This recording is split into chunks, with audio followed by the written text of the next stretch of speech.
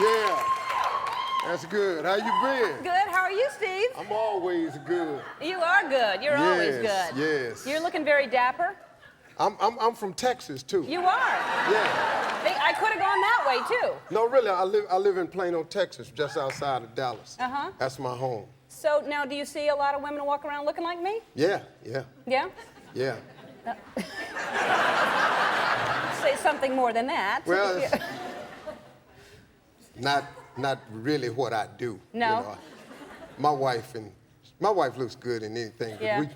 I don't wear denim since there's so much in Texas. I pretty much stay away from denim and bull riding. Yeah? No, black people don't do good on bulls. No? Cars. Yeah. We like cars. Right. We like cars, leaning, music, that type of thing. Right. That's what I'm into. I'm not good on bulls either. That's hard, that mechanical bull. You look good, though. You Yeah. had a lot of fear in your face. Yeah. That Well, I look good with fear. yeah. So Now, do I. what is this new show? What the hell was that? A guy in a washing machine. See, Steve Harvey's Big Time. I created this show because there are a lot of people that do some things around the country that they think deserves to be on national TV. And like that? Yeah, like that. And I give them a shot to come out and we find out if that's really true or not. Now, he deserves to be on TV. I mean, I don't know where he was at when he decided, you know what, I ain't got nothing else to do. I'm gonna go get in the washing machine. Yeah. You know, that's really not where you want to be in your life, but he earns a living at that now. And the whole show, it's not like the singers or dancers. It's all weird talents. Well, I don't know if you call that a talent, but people that have a lot of free time. Free time and not working. Yeah. Yeah, so yes, there's a lot of people. You'd be surprised, and they're everywhere. You know, they stay right next door. That's the scary part of it. You know, they got a house across the street, and you don't even know it. But some dude on your street is over there putting his butt in a washing machine, and you sending your kids over there to visit. Right. No, it's good that you're exposing that. Then I think we should know about that. You should. Now, who have you had favorite guests on the show that are? There was a little girl that was 4 years old that came on and could name every political figure in the world, every cabinet position in the White House, every governor, every prime minister, every leader of every country, and she was 4. And she was my favorite guest. But it was kind of twofold because I have a 6-year-old, and it just let me know that I was failing my child. I was just going, my boy is making mud pies in the backyard in a dump truck, and there's this little genius that's turning out stuff that she did the prime minister's name of Japan. Well, you know, even when she said it, there was no way I could check it. Yeah, you couldn't. No idea. I had the card and couldn't read the dude's name. That's amazing. That's pretty amazing. Yeah, somebody like that, I'd like to give her time on TV, other than the guy washing himself in the machine. You know, but now your kid is 6. Winton is his name? Yeah, that's my man. And now he's probably a bright kid. You're proud of him. I am. You know, he's a boy though. My son is a boy, so we're going through some things. He comes to the bathroom with me. That's his big thing now, because whatever Dad does, he wants to do, and so we go to the bathroom and we urinate together. And he likes doing it at the same time, except he forgets and he starts talking to me. And he turns to me while he's talking, and he just pees down the pants leg, and you're just sitting there, and he's your son. You know, you want to backhand him, but he's your boy. And, you know, you want him to be able to do things like that. He's struggling with it right now a little bit. I believe that's what chaps are for. That's what they were originally made for, because that happened in the West. Now, and what kind of music is he into? Is he into like some My rapping? son's into rap, Yeah? period. You know, that's what he's into, because my 18-year-old is into rap. They just into rap. You know, I'm Earth, Wind & Fire, man. I don't really care for rap that much. You know, I mean, it's cool, you know, I listen to it, but my son is, 50 Cent is his favorite rapper right now. And I'm in the house the other day, and he's singing one of his songs, you know, and, I got the magic stick. I can hit it once, I can hit it twice. And I just looked at my boy and I just said, Winton, what did you say? He said, I got the magic stick. I can hit it once, I can hit it twice. I said, do you know what the magic stick is? He said, not yet. Soon enough, though. Soon enough. Yeah, you're getting there, boy. Yeah. He's on the right track. Yeah, that's adorable. That's it. We'll be right back with more Steve Harvey right after. Okay, cool. That was good. You see that? Yeah, I see that. Yeah. That's Denzel. Watch out. That's right. Yeah, here I Denzel, come. watch out. Yeah, what Denzel. is that movie? That's coming out I soon. have no idea. What is No, it? December 12th. It's coming out. And You what's the know name I of it? know because I only got one. So, Yeah. yeah. You're very good. Yeah, I'm watching for it like a hawk. Can't wait for it to come out, get the rest of my check. That's what I'm in it for. I'm just in it for money. People talking about, oh, I love it. No. I need a check attached to mine. Yeah. It's a nice part of it. It really is. The major part of it for me. Well, but and the perks are you get to meet a lot of interesting people. Like, I can't believe you went and you hosted Michael Jackson's birthday party. Oh yeah, I mean, I'm good friends with Michael, Yeah. and I hosted his 45th birthday party. What was that like? I mean, it was exciting for me. See, I like Michael Jackson. People think that Michael is this really, really weird person, but you got to get to know him, but he's got so much money. Mm-hmm. When you got that kind of money, you're going to do some stuff that look weird to people. You know what I'm saying? What else he going to buy? Michael Jackson got giraffes. Yeah. He got giraffe money. Y'all don't even know how much giraffe costs. You ain't never checked on it. How much giraffes? Yeah. You don't even know. Where does it come from? I'm gonna check on the price of a giraffe. You don't got that kind of money. No. Michael got giraffe money. Michael got a train go all around his property. You can get off on the train and get lost. I could put a train. I got train money. It'd be in my backyard. It'd be a boring little ride just circling the pool. But he got 3,000 acres. Mike is really a nice guy. People think he's weird, but he just got that kind of money, man. Just got boots that's made out of real rhinestones. All our boots is fake. Yeah. Glitter. Yeah. I don't think that's why they think he's weird.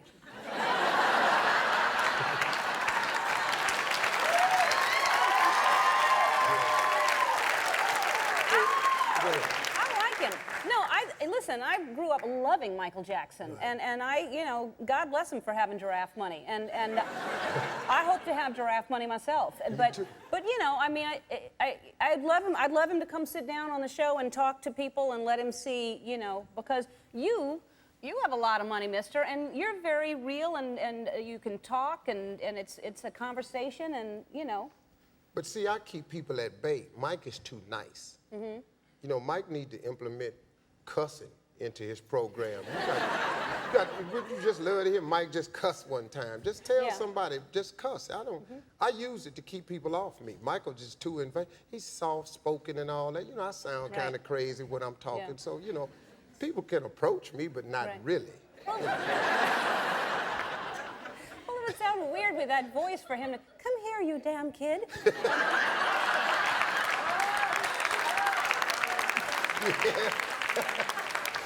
It's different. It is different. Well, I like you, and I want you to come back because I want to talk about, next time you're here, you're going to have a clothing line. This is your clothes, yes, right? One of the suits. One of your suits. He's got a clothing line. You got all kinds of things going on. All suits, shoes, hats, ties. I like dressing up. Denim in Texas is really nice, but there's enough of that there. Well, I'm telling you what, next time you come back, we're going to talk about your clothing line and everything in the movie when it comes out. Come back. Love to. I love your show. You're a great thank person. you. Cool. Thank you very Thanks much. Steve Harvey's Big Time airs Thursdays on the WB at 8 o'clock. When we come back, I'll be talking to Rod Stewart. What's happening? How's everybody?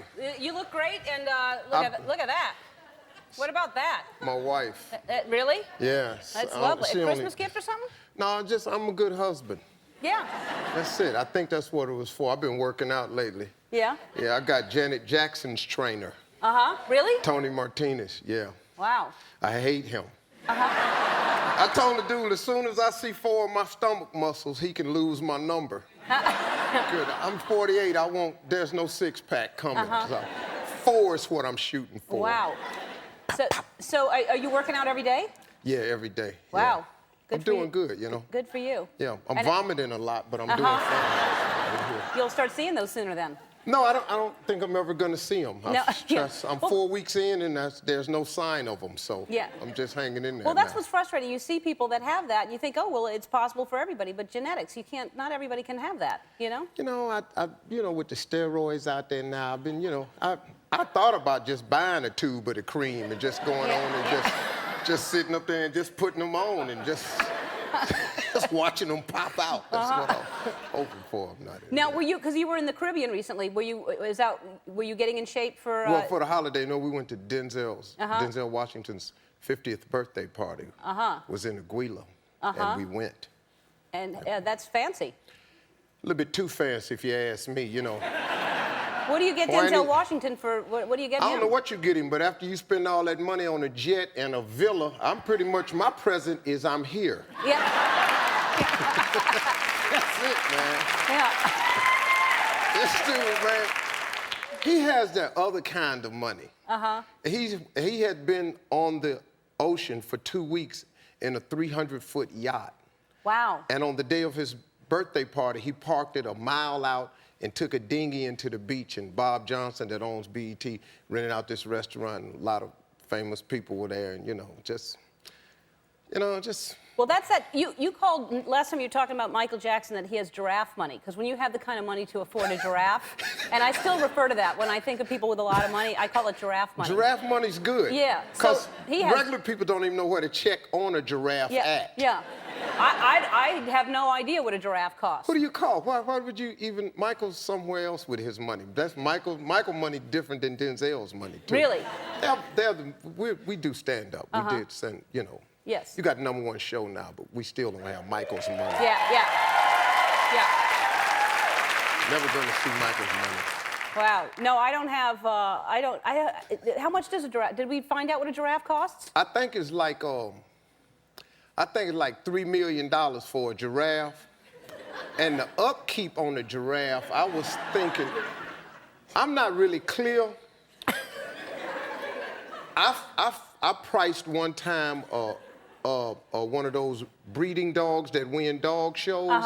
And after I found out they was $2,000, I quit looking on the internet for giraffes. Yeah. I figured $2,000, $600 is my top limit for a puppy. Yeah. $600. And there are a lot of puppies that are free in the pound that need homes, and you can go get a free dog any day you want. You don't have to spend. That'll get a round of applause, but I'm leaving all the dogs where they at. I don't. I'm not a big animal lover. I've already been in trouble with PETA before, so if we could just get off the subject of animals. I wear alligator shoes. They don't like that. You know, remember, my wife went to a Broadway play in New York, and a guy was outside, and he had a fur coat, and he was throwing red paint on people's coat. Oh, that's not right. Well, I got out and let him know she's getting out in a mink, and if you try it, I'm gonna kill you. I'm cool. You want the mink to die, you to die. I'm comfortable with it. You can swap out. It's okay with me. So, no, I don't believe in that stuff. But seriously, to have the kind of money and to go to Denzel's and everything, it's interesting because we talked about this last time too. To start out and to do stand-up and to work to get to this place, I think. I know I appreciate it so much because I didn't have money. Man. And I know you worked as a carpet cleaner before you, is that what you did? Yeah, I had a carpet cleaning company with another comedian, actually, AJ Jamal. We were good friends in Cleveland. And that lasted about 3 weeks. We got a gig doing this lady's house while she went shopping on a Saturday. And AJ Jamal didn't know how to work the cleaner. And I was showing him how to work this one big bristle brush that went around, and he lost control of it and slammed into the china cabinet. It broke every single dish, all of them. It was 4 rows of just, the old people that had the blue plates with the ducks on them. All of that. She had that house with that big wooden spoon and fork on the wall. That setup, that old people setup your mama had. She had that, and all of the plates came crumbling down, and she was shopping, and we were standing there trying to figure out what to do, and I knew we didn't have the money to replace a cup. So we loaded up the car and drove off, and I'm just hoping that the statute of limitations is done and we free now. That's what I'm thinking. She's watching right now going, that's the guy that did it. She never believed I made it this far. Yeah, yeah. There's no way. They didn't come after you? That's just frightening. Well, I can't imagine your faces when it broke every dish in that china cabinet. I can give it to you. What is it?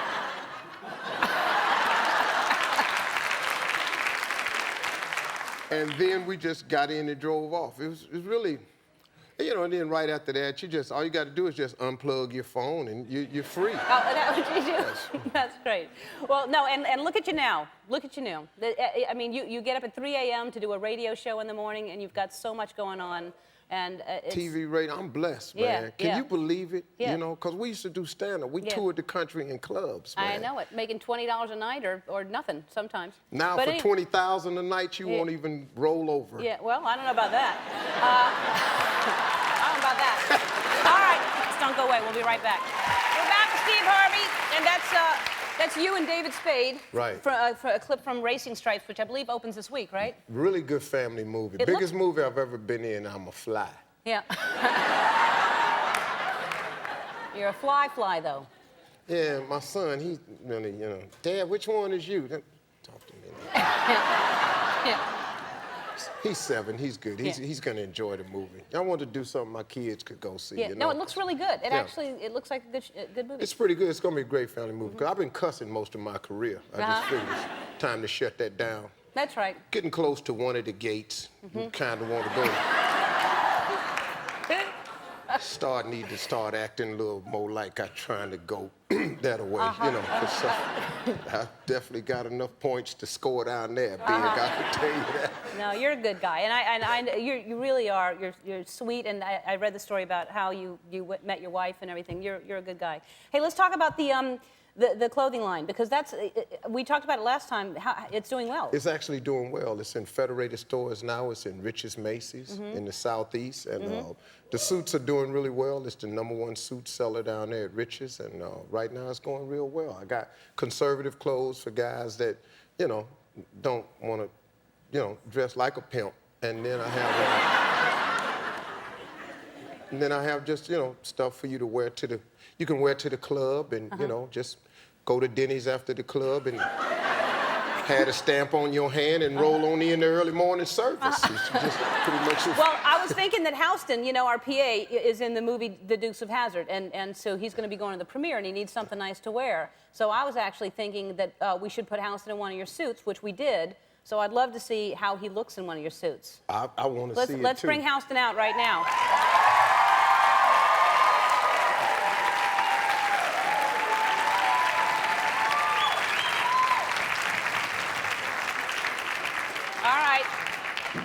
Come on out, Houston. Wow!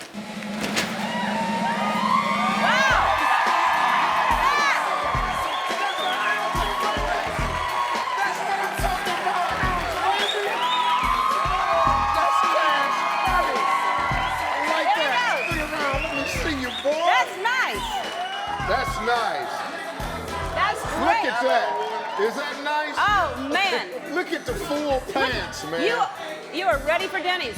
All right, to find out where you can purchase the Steve Harvey collection, go to steveharvey.com. Racing Stripes is in theaters everywhere this Friday, Steve Harvey's Big Time Challenge airs Sundays at 9 o'clock on the WB. Terry Polo joins us after this. We'll be right back. Always the snappy dresser, always looking very, very, very cool. Well, you know, when you've been poor as long as me, it's kind of refreshing to just have some cash to go buy stuff at the store. So I just try to do that as often as possible. You look nice. You look great. I love being here. I like you a lot. I think you're funny. To Thank me, you. You crack me up. Thank you. You crack me up, too. Then we should be paid. Yes. We sure should. Hey, did you watch the closing ceremonies yesterday? No, I didn't get a chance to, but I watch a lot of the events. I love the Olympics. You do? Yeah. Curling, I like the curling sport. Really? No, people get surprised. I like that little, you know, slide it down there. I would be really slick at something like that. But I have to be the slider, though. No, the brother is not going to do the sweeping. That's No, that's not for me. No. White guy slide, brother sweep. No, that's not right. That's not the setup. You shall be the slider. Only the, I don't even think that's what they call them, but that looks like the job for me, because really, I mean, what is it? Come on. I don't know. Nobody can fall, you can't trip, you can't get a bad score. Nobody's playing D. It's just ice, and you slide the thing and you wait on it to get down there. Just not that exciting to me. No, it's not. We were talking about that before. You kind of, you don't want anybody to get hurt, but you like to see people fall once in a while. At least the potential. Yeah. Of somebody coming down on that luge and just getting fired off in the crowd. Yeah. Have you seen, we sent Sherry Shepherd to Park City and on the luge. Did you see Sherry Shepherd down the luge? Let me show you.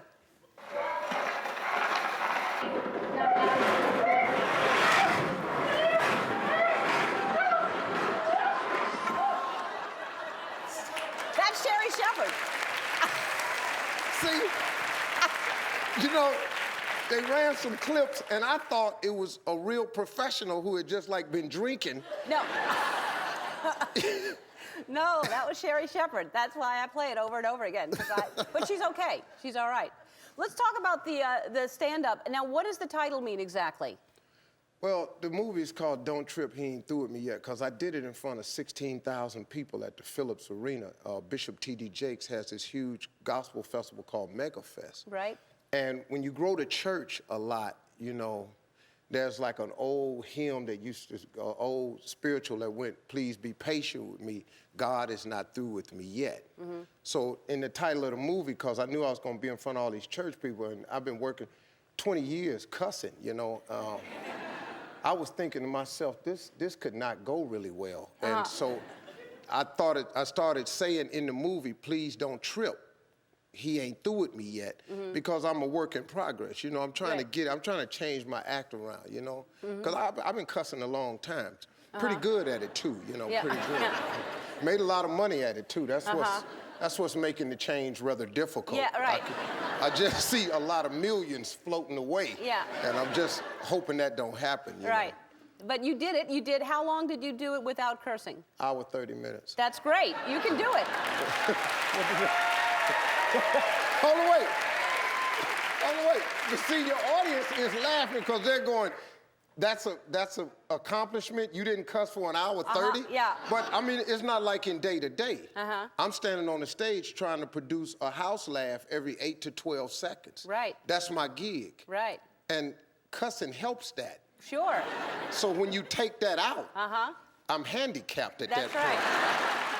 Well, it looks great. And 16,000 people, that energy must have been incredible. That's crazy, man. 16,000 people laughing. Yeah. And church people laugh harder than regular people because nothing's really that funny to them. You know? I mean, you know, you're in church, you can't laugh. Somebody fall in church, you can't laugh. I bust out laughing. I'm gonna be the only person. Like I saw a preacher one time actually doing a sermon and he failed. And that was my foray into comedy, you know. And I was in the little church just cracking up, and my mama was in the choir, you know, and she was just.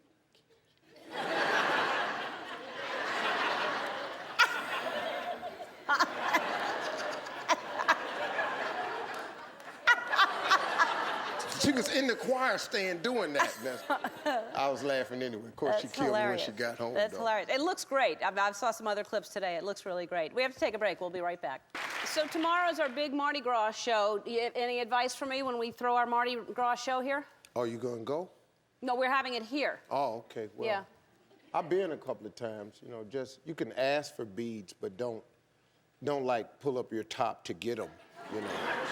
It's not gonna go good for you, Ellen. No. You're very famous at this point. You're gonna be on the internet for sale. Oh God. Okay. So don't lift my shirt up. No. Okay. I will put you on the internet for that kind of cash. All right. I gotta let you know.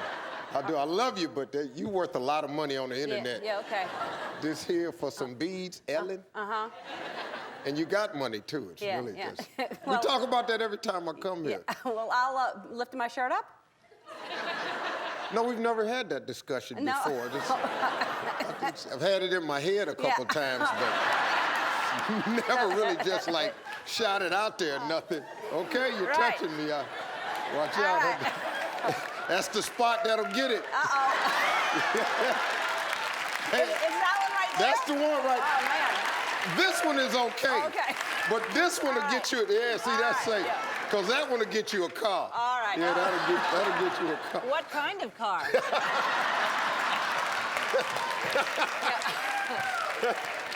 All right. This right here is a Mercedes.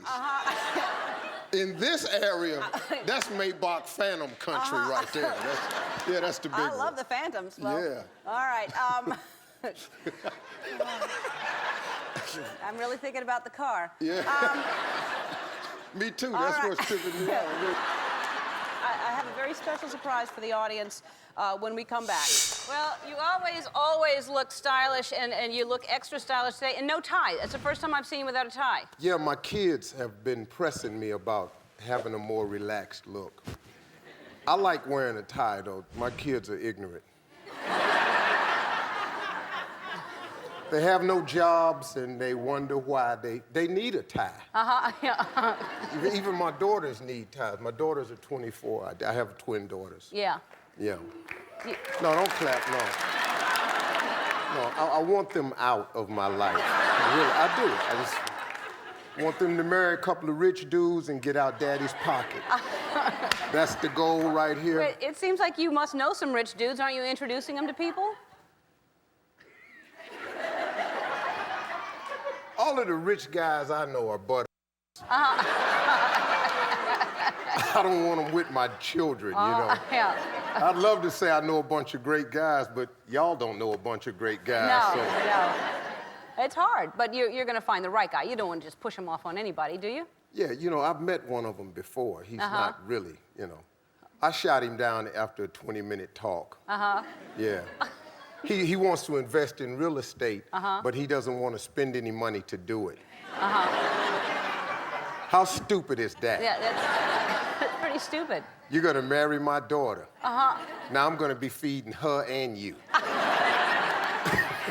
Yeah, I would think that most guys would be pretty intimidated meeting you because you would definitely, you don't hold back, do you? No, for what? No. You want my daughter? I put all this money into my kids, send them to college, you know.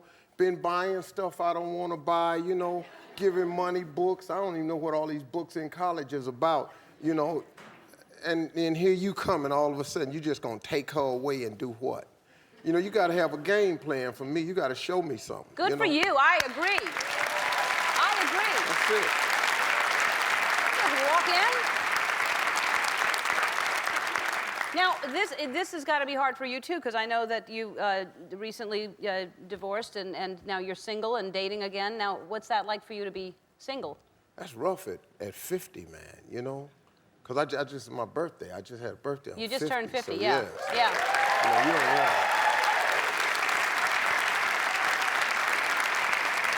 You don't really want to date, you know. Anybody tells you dating is fun at 50, who do you meet at 50? If you meet a guy at 50 and he's not married, okay, what's the matter with him? You know, you really got to ask yourself, okay, all of a sudden I'm 50, he's 55, and he's available. There's a lot of issues going on with this cat right here. Yeah. I don't like it. And then women, you don't know what's happening if they like you for yourself or they just want some money. Right. And since the divorce, I don't have any of that, so that would be great. You don't have to worry about that, No, then. her lawyer was outstanding. He was outstanding. I was in court. Yeah, I actually was giving him rounds of applause. I didn't even know he was talking about me at one point. I was just going. That's really not funny at all. No, I know. It's horrible, actually. Yeah, it is. So do you feel good being 50? Would you think that you look back and would change anything about yourself, or do you want to change anything now that you're 50? Yeah, I want to change one. I want to urinate like my 9-year-old son. And how is that? With a lot of force. My little boy, you know, because when you got a father-son, you go to the bathroom, he comes to the bathroom with you, and he actually moves water. He's firing in, and water is actually separating in the bowl, and he's, and Mine has gotten down where it just sounds like ice chips is dropping in the water. And my kid is fine. Because I got to tell you, okay, you know, we're in the airport together, right? And I don't know if you've been in the airport lately, these new toilets they got have the most incredible suction you've ever seen. You ever flushed an airport toilet? Oh, you get that. And I was in the airport one time. You know how you don't want to touch the seat or anything? You try to lift it up with your foot.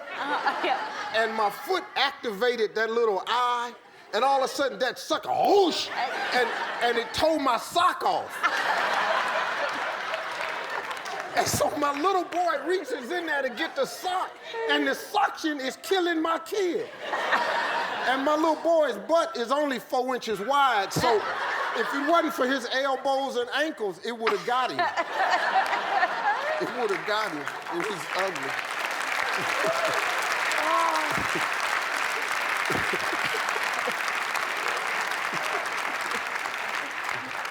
All right, so that's the first thing you'll change is somehow to have a more forceful urine flow, and then... And you start looking at TV different. You start really paying attention to stuff. You know, like the commercials now, they actually mean something to me. You know, I was watching the clap on, clap off commercial, and I'm really thinking, you know, that's really a slick idea, you know? Because you go 50, you don't want to walk over to that light switch. You just and get it done. I've actually, like, checked into that little thing you wear on your neck. But I fall and I can't get up. You start thinking about that stuff. I don't, like, really need one of them little people carts that you hover around. I don't need one, but I'm looking into it, you know? Just maybe driving around the house with that little cart on. You just start thinking about that at 50, you know?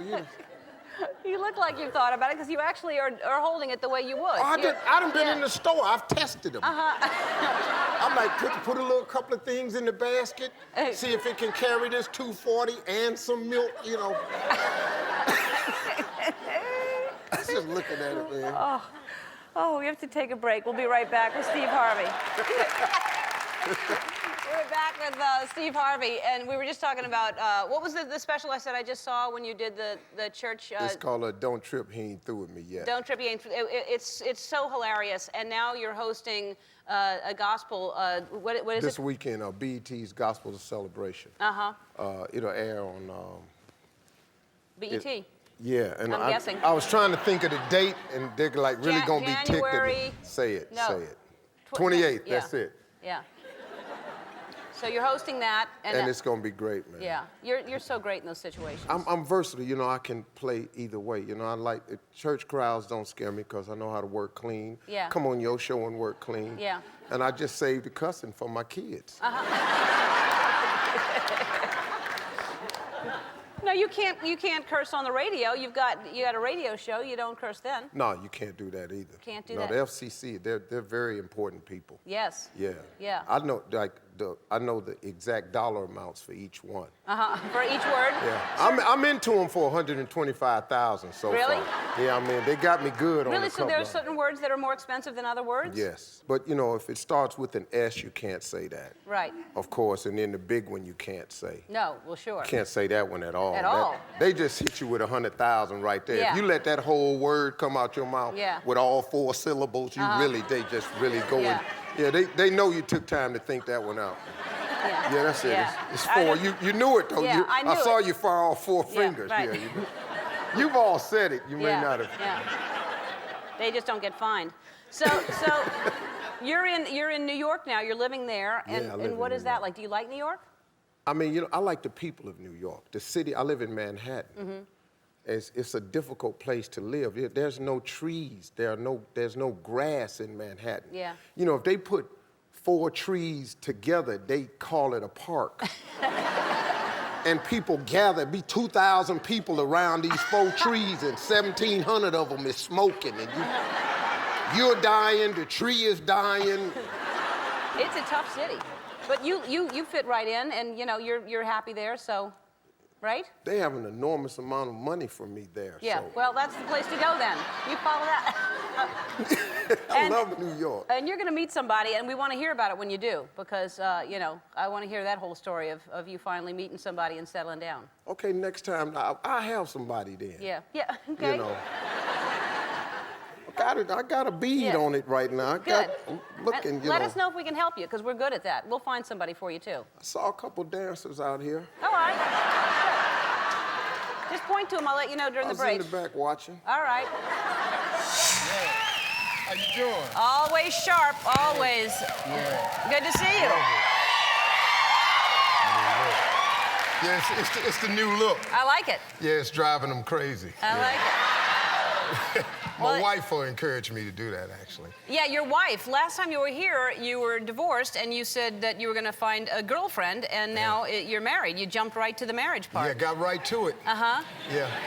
Yeah, that's Look her. how beautiful. That's Yeah, great. She's gorgeous. I love her. What's her name? Marjorie. Marjorie.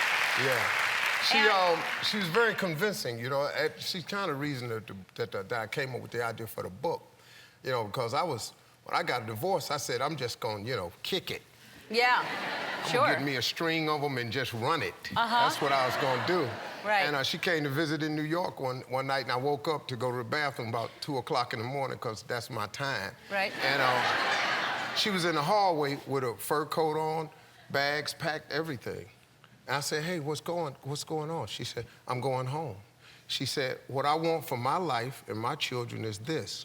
If you don't want that, I'm really cool with that, but you go do you. I'm going back to Memphis. I still love you, but when you decide that you want to come over here in the same space that I'm in, until that, I'll see you later. I said, okay, this is crazy. This is the finest woman I've ever had in my life, and I'm going to blow it and let her go home. So she had set these standards and these requirements, and I'm a guy. If you want a woman, you're going to meet the standards and requirements. So 6 months later, I was proposing, and a year later, I was married, and I'm cool with it. Wow. Yeah. That's great. Yeah, it's pretty slick. How long have y'all been together before? Well, see, I actually dated her 20 years ago. Oh, so you knew her. Yeah, I knew her, and I was an idiot 20 years ago. I'm not that much smarter now, but I was like really stupid back then. So I dated her 20 years ago. She went off and got married. I got married. She had some kids. I had more kids. And when I got a divorce, I was in a casino gambling, and my buddy called her girlfriend, and they were talking, and I said, so how's Marjorie doing? I said, can I talk to her? And she got on the phone about an hour later, and I said, how you doing? She said, well, I've been divorced for 3 years now. Oh, okay, cool. So I got on the jet and flew to Memphis the next day. And so then you get this idea to write a book. Then, of course, it's #1 on the New York Times bestseller. And it's serious. Yeah, it's a serious book. It's a serious book. People think they're going to buy this book and they're going to be mad at you, except they're going to get a lot of good advice, because you're really telling people what women should be thinking about, right? Well, I'm not a relationship expert. I'm an expert on manhood. I know men. Yeah. I've been getting to this point for 52 years. My father's whole goal was to get me here, so I know men. All my friends play ball, they're actors, they drive trucks, they're insurance salesmen. I went to college with them, I grew up with them. I know how men think. And what women just do not know is how men think. Y'all keep talking to each other about men, and you just keep swapping stupid information. Yeah. And you really do. And you need to ask a guy what's really going on. And so I decided, instead of writing some crazy book about some clinical study, you know, Dr. Field type stuff, because you're not going to marry Dr. Field anyway. I mean, I'm not knocking. No, he's a great guy. He's a nice guy, but you don't want him as your husband, though. You know. So, I mean, you're going to marry a regular guy, so you need real information, how guys really think on a whole lot of subjects. And so I talked to these friends over the years, and I put all this information together, and I really do share with women the real thought process of a man. It's really an intriguing look into mindset. And you have a 90-day rule for you think women should have a 90-day rule. Look. Which I think this is fascinating. Here's the deal. I used to work at Ford Motor Company, right? they have a probation period of 90 days. You have to stay on this job for 90 days because they're going to check you out. They're going to see if you work well with others, if you're on time, if you're going to do what you're going to say you're going to do. And then after 90 days, they give you this benefit package. You can go get your eyes checked. You can go get your teeth fixed. You can take your kids down there and get them some medical attention. I look at women who meet guys and wind up in an affair, in a relationship with them, physical, in 2-3 weeks, in 3 months, 2 days, 6 weeks. What are you doing? Ford Motor Company don't give away benefits for 90 days. You know, it doesn't make any sense. Yeah. And you all have the greatest benefit package. You're the reason we wake up in the morning, because we want one of you. I go to work because of one of you. If there wasn't women in this world, I wouldn't even bathe. Amen, brother.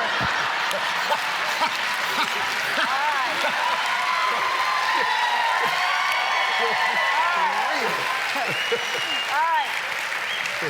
When we come back, you're going to tell us the biggest mistake that women make with men. We'll be right back.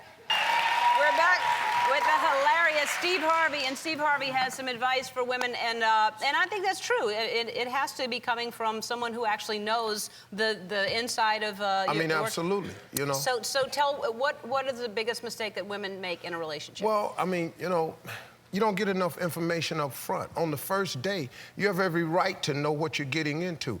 But we're guys, we're pretty crafty now. We've created some terms to keep you away from that, like nagging. Nagging is a term we came up with. That keeps you from talking to us too much because we don't like answering the questions. And then we created terms like gold digger. That's so you don't ask for nothing until we get what we want. See, we've done all of this over the years. We're very crafty people. But the biggest mistake that women make is you don't get enough information up front. You got to know on the first night you're talking to this guy what his intentions are. See, look, if we see you in the office or across the room, when we walk over to you, we want something. We're not coming over there to find out what your future goals and all of that. We don't care what your hopes for tomorrow are. No, we saw you, we saw something we wanted, and we're coming over there to see how much it's gonna cost to get it. That's the deal. That is really the truth. If you think we're any other way, I kid you not, we are not that way. And so when you walk up to a guy, you gotta get find out what his short-term goals are, his long-term goal. The first day, don't even get this guy your number. Right. You know, learn how this works. You got to know where this guy's going, because if his ambition in 5 years is to be the top leading pharmaceutical salesman in the neighborhood, you kind of want to know that. Yeah. You want to be the drug lord. Wait a minute. Yeah. And if he says something like, you know, this is too heavy for the first date, we should get to know each other, you should leave because he's just trying to put that off. That's all he's doing. See, look, it's real simple. We're either playing with you or we're planning with you. We're only doing one or two things. You want a guy that has a plan for you, not to play with you. So let's get into it and find out. Look, if you know you want a serious relationship, you got to state that up front. Well, it'll run him off. If he goes away, he was only there to play in the beginning. Right. The guy that has something in his head is going to stick around and see how high the bar is and how high he's got to climb to get to you. See, too many women got their fence this high. A lot of guys stepping in the yard, playing in the yard. Women?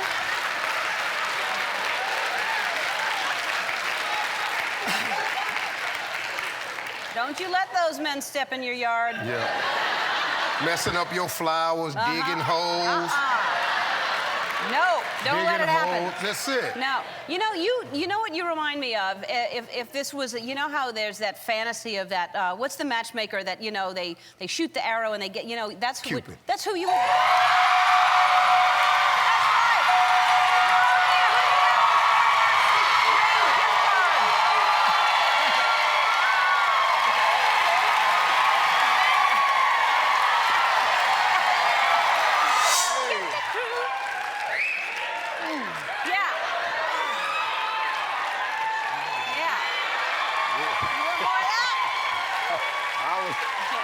I was back there laughing so hard. That lady was giving it her all. I feel so for her husband. No. Her husband's at the house going, children, that's not your mama. That is not your mama. She was having fun. She was great. Wait a minute, I got What happened? too many buttons open here. Oh, it's sexy. No. That wasn't good? That's better. Oh, really? Yeah. This, and look what this turned out to be. I think when you were first on the show, was it on the charts even? I think you had just written it. No, Ellen, let me explain something to you. You were the first person who my publicist called who put me on the show with the book. You were the very first one that even said, Steve Harvey's got a book, I'm putting him on. And we had started selling, but I tell you, I gotta really say thank you because you put me on first. It was an amazing shot. And it went to #1, right? Yes. Went to #1. For how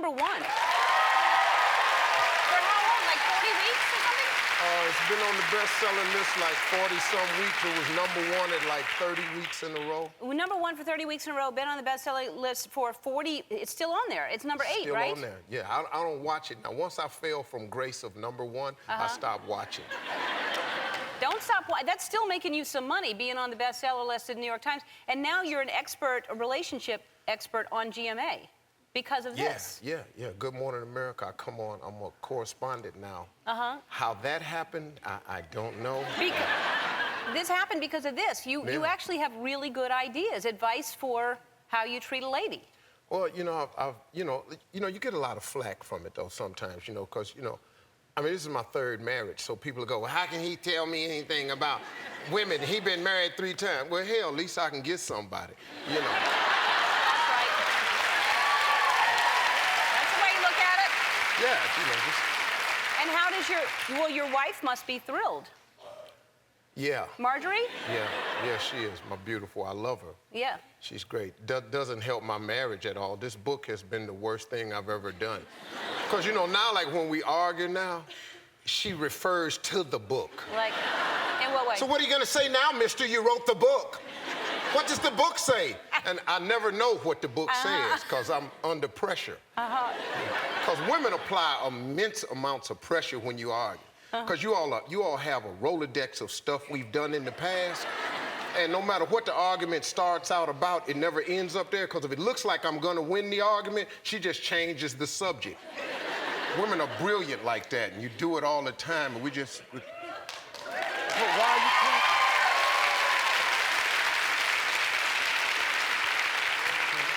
clapping? Okay. That'll be the next book. Yeah. Called Why You Clapping. And here you are with your beautiful wife. She is beautiful, Marjorie, on the cover of Essence magazine. Look at that. That's beautiful. Here I am with Oprah.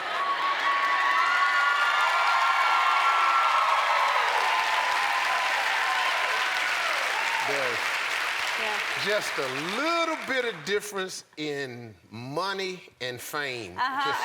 Just a little bit. Look, you all are doing. Yeah.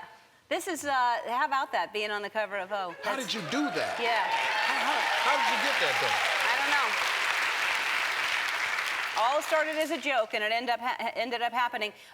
They're only on stands for 6 more days if you'd like to buy a few copies.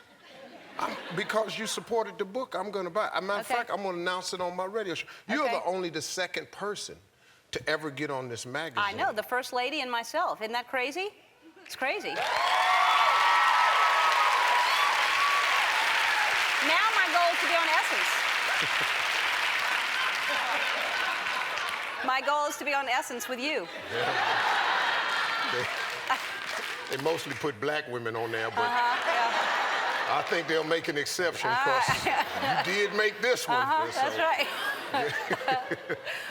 Let's talk about who you'd give advice to right now, because I know if you're the expert, I don't know if anyone's asked you this, but who needs love advice right now? I think I know who you're going to say.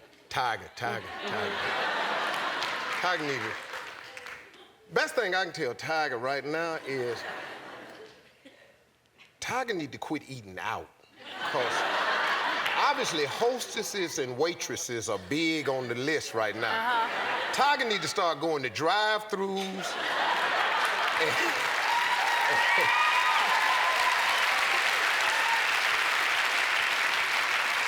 And the only other thing, if I was Tiger, I'd just start ordering Domino's, because I have never, ever met an attractive Domino delivery man. Ever. You know, that's... I can't believe what's happening to this guy. I really can't. Have you met him before? No, never have. That was one of my goals, too. That was one of the people I always wanted to meet. Yeah. And now I can't let him anywhere near me. Because I'm happily married, and what I don't need to be doing is sitting next to Tiger right now. We have to take a break. We'll be back. Steve Harvey. Before we play the game, I want to talk about this, because I don't want to run out of time. You're hosting for the 10th year in a row. What is it? BET's Celebration of Gospel. Celebration of Gospel, which I've seen you do before. You're so hilarious. Yeah. So hilarious. And you've talked about, that's a tricky one for you to do, because you have to be real careful about what you say. Well, you know, you got to be really clean. It was tough for me, because I built my career on HBO, you know. I've gotten older, I've changed, you know, and I'm trying to be like a really good Christian, but cussing is so important to me. It's just some appropriate moments for it, and I just can't. I haven't found the way to substitute them all yet.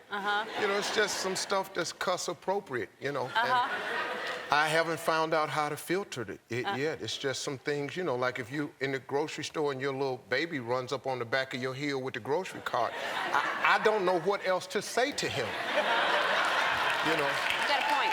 Yes, I have. You know, I can't go, oh, golly, oh, for crying out loud. That's, no. Yeah. And then you got to just fire him and put him in a row and use combinations that make him never do it again. That's the only thing. But I've seen you do it. You're hilarious. Yeah. You do filter it because you're hilarious when I've seen it. All right, so we're playing a game called Last Word, and what it is how many seconds do we have? 30 seconds? 30 seconds on the clock. We have a category, and I'll start just so you know what we're doing, and then we can't repeat things, and you want to get your last word in before the 30-second buzzer. Okay, and the category is things women love, and I'll start. Baths. Money. Jewelry. Diamonds. That's jewelry. Affection. Talking. Walking on the beach. Playing in the snow. I think you're thinking of puppies right now, but cuddling. Being pat towel dry.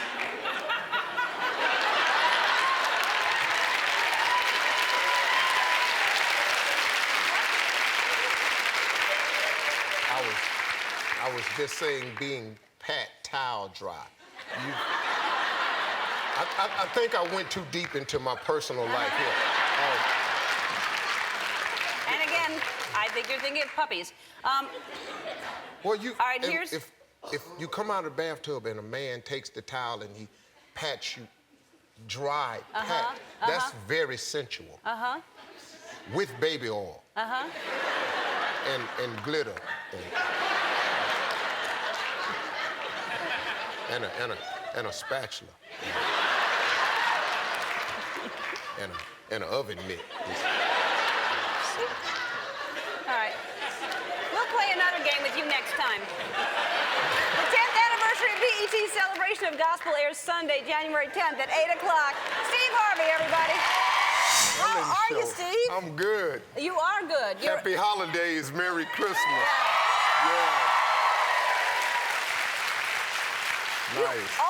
You have such good energy. You always have a smile on your face. You have really good energy. I mean, look, I'm blessed. I used to work at Ford Motor Company. I used to put 8 spark plugs in 1,200 engines a day. I tell jokes for money. This is a pretty good deal right here. Yeah, it's a pretty good deal. You do more than that. You do.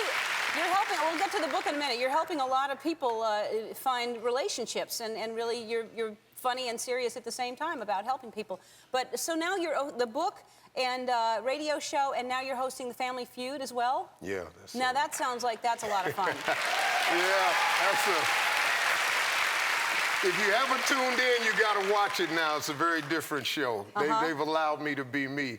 I haven't found a gig that really suits my skill set as well as this, you know, because it's always, I get to talk to everyday people, which is what I really am. I just made it, that's all. And, you know, and that's how I built my career, is on grassroots people. And some of the answers they give, man, they just, I mean, come on, man. That was your answer? You're on national TV, you said that? That's what you came up, it's a lot of pressure on these people, though. Yes, you know. sure, they're on TV and they're on TV, the floor is lit up. Right. Their family's name is in big lights behind them. They got a camera they got to look at. You take the average everyday person and you put that pressure on them, they urinate a little bit. Yeah. We don't see that behind the... You don't, because that's why you stand behind the podium. And so you hear it, though. It's a little... If you listen real quiet, you hear a little... Like before the show, you have people out here dancing. Some of them do well, and some of them, you know...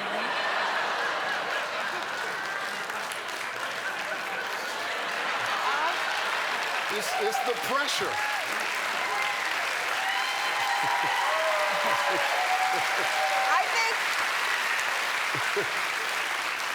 I think they all do well. I know. I think they all do. I know you do. Now, what's going on in your household for Christmas? Are you excited about Christmas? Are you going to get your... Who's the one to buy for it, the tough one? I only have to buy one gift for my wife. For your wife? That's I only have to buy one gift, that's it. And what will you buy her? Anything that's shiny and that she can put on her finger, her toe, her ankle, her ear, her neck, her waistline, anything. If she can staple it in her navel, anything that does that, she likes any of that. It doesn't matter. Other than that, yeah, that's her right there. Your beautiful wife. And now, are you hard to buy for? Who buys you things? She shops for me pretty well. I want my kids to stop, though. Stop shopping for you? I want my kids to stop shopping for me. I'm 53. My boys are teenagers, and they buy stupid stuff. They buy stuff that teenagers want. I'm 53. They bought me last year, they bought me these glasses that you put on, and they had speakers over the ear, and you watched a movie in the glasses. Who the hell wants a movie 1 inch from your eyeball? Why would you?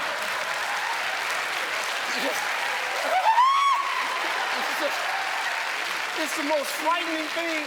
Because, you know, I'm old. You know, I just want to watch the movie and look off. You know, I don't want the movie to be just in my head. In your head. You know. Well, you have an opportunity now. What do you want for Christmas?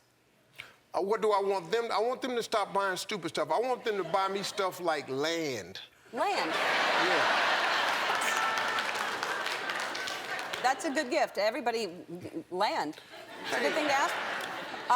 The first book is, and now they're making a movie out of it. Is that right? Fantastic. Yeah. Good for you. As a matter of fact, I'm out here to read the script as soon as we get through doing this show. That's fantastic. Yeah. I mean, that's and now this. I'm not in the movie. You're not in the movie? No, I just wrote the book. I'm not in the movie. Well, you don't need to do anything more than that. I mean, like, this is the fact that you're helping so many people. So this is, what's the difference between this book and the first book about finding a man? This book, I go a lot deeper. You know, this book, I really help women out this time because, I mean, you know, I tried to tell it to y'all the first time, but women are something else, man. I don't know who y'all listening to, but it ain't us. And so I had to go a little bit deeper into this book and really get to the point. Because you're serious. It says how to find, keep, and understand a man, which has been hard for me. So I'm going to read it.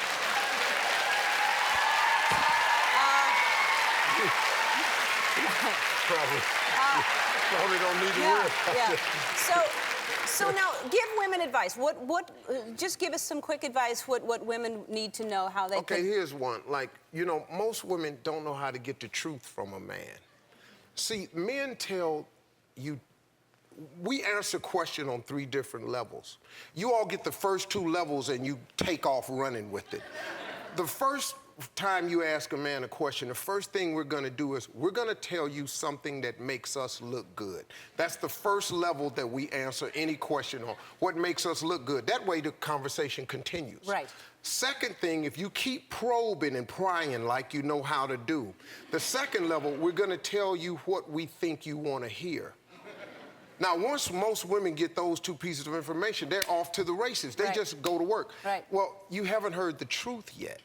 So what's a question? What's the, give me an example of a question and the 2. Okay, like if you're talking to a man and you go, okay, how do you feel about marriage? First level. Oh, yeah, I want to get married one day, have children. I think it would be great. I think marriage is a great institution. I think every man would want to have a happy family. All right. That makes him look good. Wow, he's the marrying kind. He wants to have a family. Then you go deeper. Well, what about marriage? Tell me more about it. Now we're going to tell you what you want to hear. I'd love to get married, have a couple of kids, maybe a house, build a life with someone, have dreams, build a future, really have someone to hold late at night. And then right there, y'all go off to mama, and I found him, I got it. Oh, glory, Lord. And you think you have something. But well, what's the third? They haven't, what's the third thing? You didn't find out if he wanted to do any of this with you. To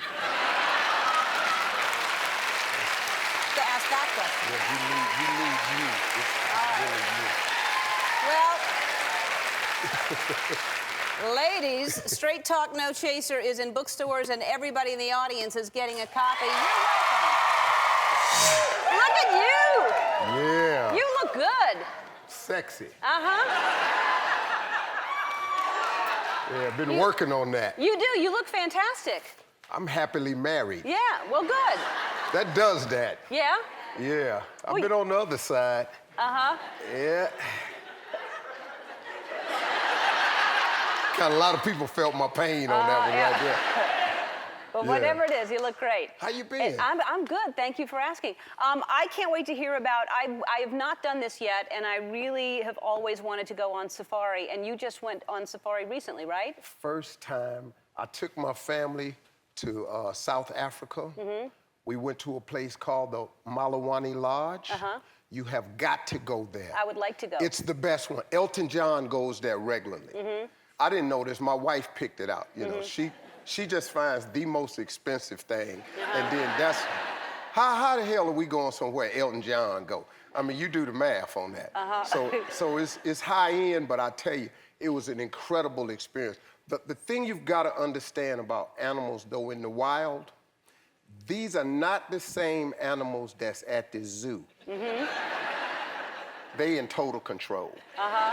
That's their house, you just driving through. You know, you got to stay on the ranger the whole time. You have to stay. But how did you get this picture then? Because these are very dangerous. This is a rhinoceros. I know. My son took that picture. I didn't take no pictures.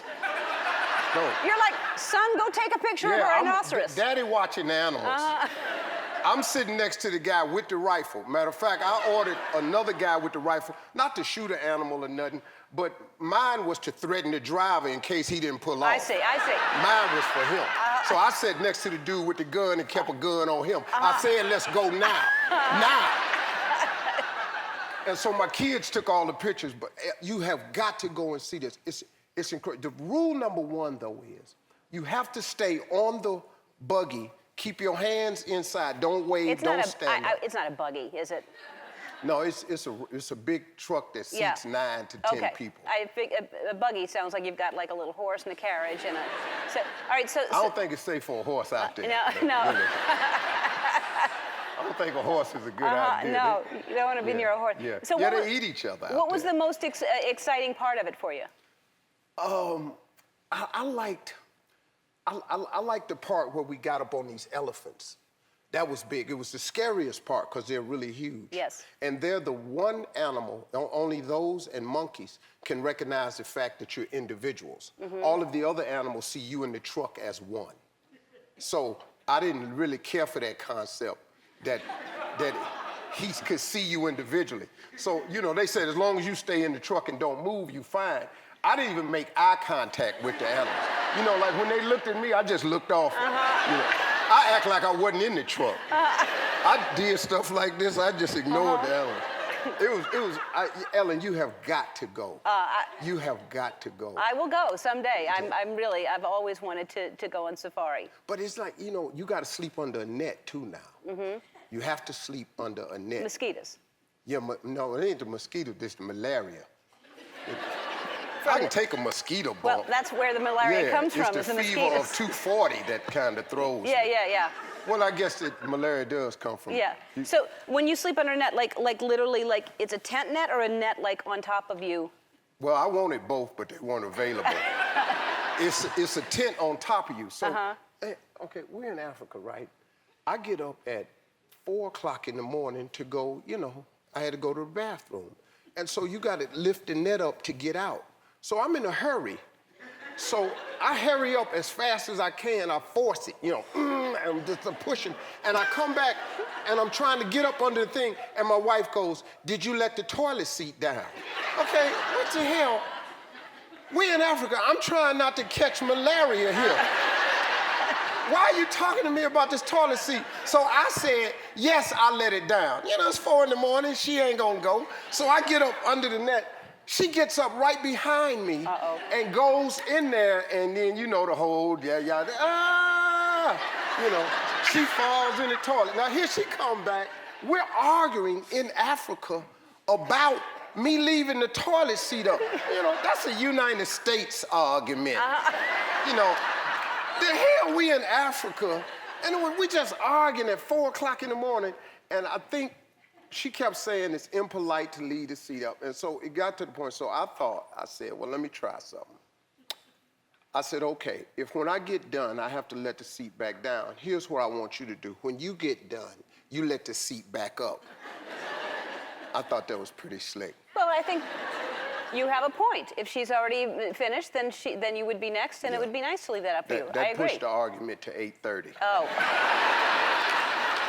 All right, we're back with Steve Harvey, and so what's Halloween like at your house? Is it a big thing, or? Well, my kids are older now, so they dress up different now. Yeah, they just come in the house as beggars. Yeah. They don't dress up at all? No, they just come in with their hand out. It's the same old thing. And my 2 young kids, see, my kids are privileged, you know, they didn't grow up like their fathers, so they don't get it.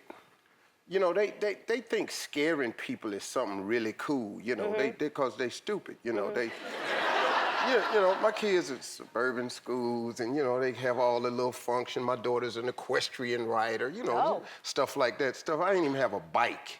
You know, if I made a jump on a bike, that was a big deal. She has a horse. She jumps. That's impressive. So my son, idea of scaring me, I was asleep in my office in the chair, and he thought on last Halloween, he'd scare Dad. Well, I grew up different from you, son, and I don't really recommend scaring your father, but he didn't know. So I'm sleeping, he decides to wake me up by going, and I wake up and went, ah, pow! And you punched your kid? Yeah, dead in the mouth, yeah. That's how you react if somebody scares you? Well, he shouldn't have.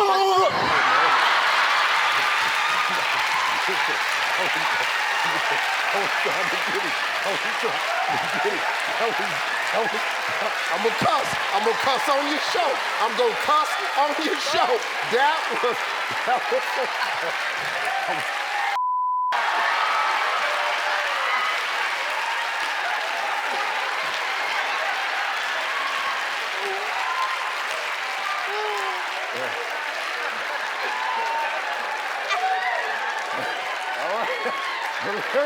so. Ooh, Ellen, ooh. I was backed up. Wait, let's take a look. That's how you react if somebody scares you? Well, he shouldn't have.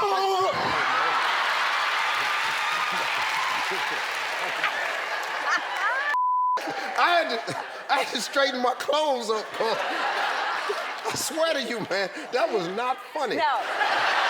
That was not funny. Not funny at all. Not only was that not funny, that wasn't even cool. I don't know what the hell you laughing laughing at. It's funny. I wish I should have shot him. We thought you were gonna punch him. He was prepared. But where was I going, though? That's when you showed it. What was this leg over here for? It's just really. I don't know. Man, that is not good. That's not good. That's gonna be on YouTube. This is It may be. It may be. It may be. This is shot. We do it because we love you. Oh, that was not good. No, that was very funny, Ellie. We love you very much. I love you too. All right.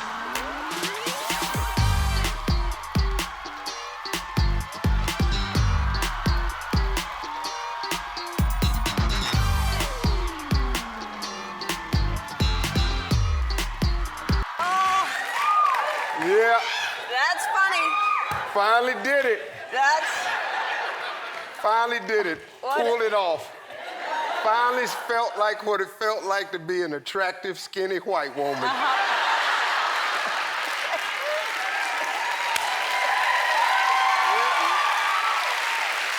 Felt good? Yeah, that felt pretty good right there. I'm gonna do that more often. That's really clever. Did you like that? A lot of people have tried to do it. No one has actually had a slit in their pants. No. I had my tailor make the suit for me. I said, I'm going on Ellen. She always nails me when I go out there, so I said, I'm gonna do something for her. That was hot, wasn't it? That was very hot. Yeah. I think you started something. I nailed it. When it came out, I went, ooh. Yeah. That was a lot for me. Yeah. You've got to be so proud of your husband. Oh, you did? Hey, this is her first time coming. I know. I'm so happy to have you Margie's never come to here. the show before. So happy to be here. Because you're never in town when he's on. I know. I'm always traveling when he's traveling sometimes. Well, I'm happy to have you here. Thank you And so nice to much. meet you. Glad to be here. It's Yeah, a pleasure. I love your husband very much. He's a very, very funny guy. He I loves love you her too, boy. I gotta tell you, this is my favorite show. No, I've thanks. done a lot of shows. This is my absolute favorite. Thanks. Well, Love it here. Well, you're one of my favorite guests, and I really mean that because you always make me laugh very hard, and genuinely too. And you have the funniest stories that are real life stories. Yeah. So you had a birthday recently, and I'm wondering what you did for your birthday. Went to Vegas. Yes? Yeah. My wife doesn't like that because when we first got married for my anniversary, I wanted to go to Vegas because I was going, why would you not go to Vegas? There's everything. There's everything. You could smoke cigars indoors. You can gamble, and women wear very revealing clothing. When I was single, that was it. And so she said she wanted to go out the country. So I said, well, we go to Vegas too, because Paris is right across the street. I didn't get Bellagio. You can go to Venice. You can just cover it all. She didn't like that. Did you say Venice? Yeah. Venice. I didn't really see. She just got me to start going overseas because I didn't really go. I went to Vegas every time I had money. I went straight to Vegas. I thought it was Venice. I know it's probably not the correct pronunciation, but I could tell by the look in your eye I didn't say that right. Yeah. Venice. It's been nice.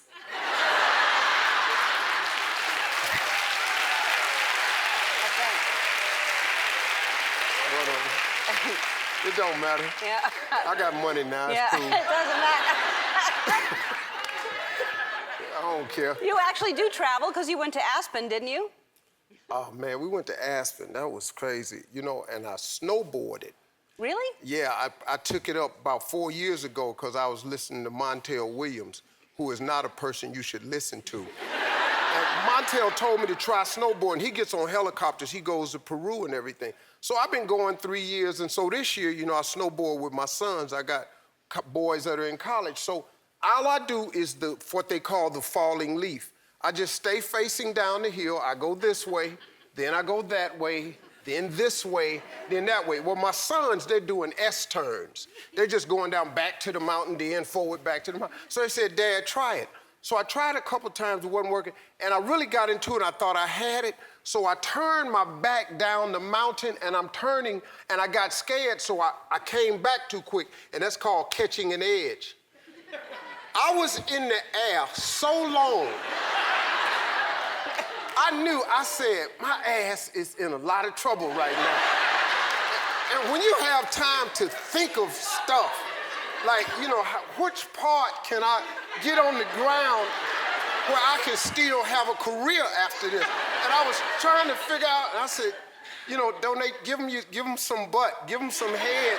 I was just, and I went, bam, and I hit the ground harder than I've ever landed in my life, and I froze, because I didn't, and my son skied up to me and slammed on the brakes, which buried me under more damn snow. I'm spitting snow out, and I got up and I took the snowboard off on the hill, and I wasn't paying attention. I just unclipped it, because, you know, I'm through. But the snowboard just goes down the hill. So now there's a loose snowboard heading down the hill, and there's 4 black people up there trying to act like it ain't their board. And one of their little friends was with us, and he was snowboarding. He wore an all-black outfit, and he's very dark complexion. Beautiful little kid, and he was standing on the hill, and I looked at him, he just looked like a cave opening.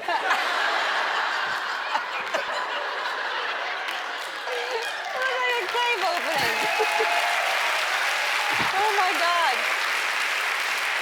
Now, first of all, I'm just impressed that you snowboard. I've never done that in my life, and it seems hard, and especially Really as is. it seems hard as an adult to start No, instead as a 55-year-old. as a 55. Very impressive. Yeah, it's pretty good. Yeah, but you're not going to do it anymore. No, I'm done. Yeah.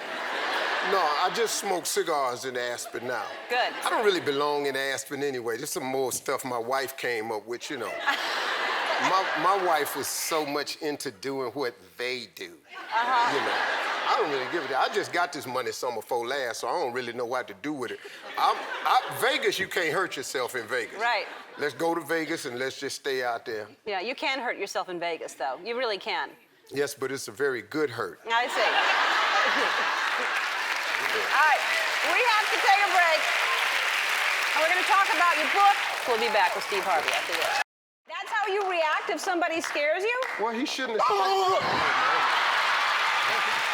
I'm gonna cuss. I'm gonna cuss on your show. I'm gonna cuss on your show. That was.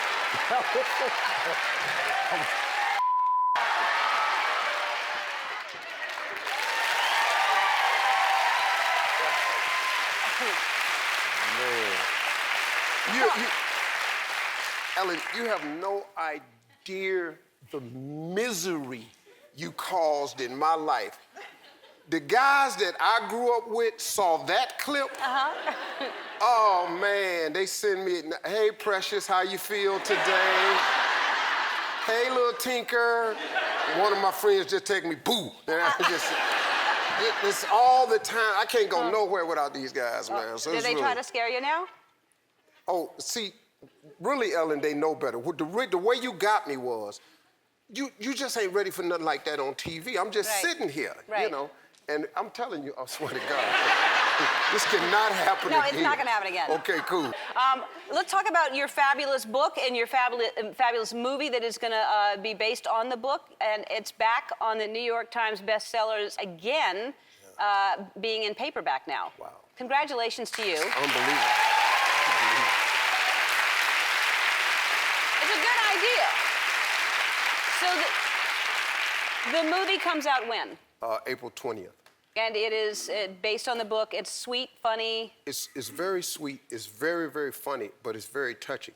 It's a movie for everybody. Look, we wanted it different. We wanted Brad Pitt and Denzel Washington.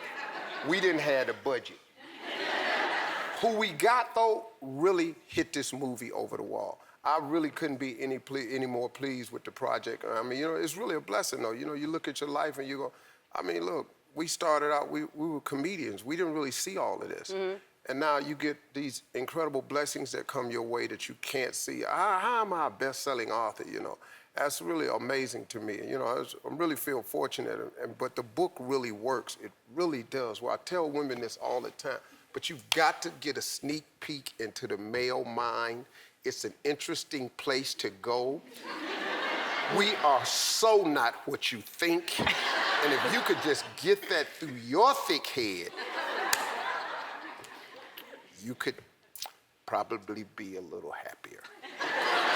Because it's based on truth. That's why I think it resonates with people, because it has everybody's looking at it and getting something from it, because you're actually telling the truth about what men think and feel.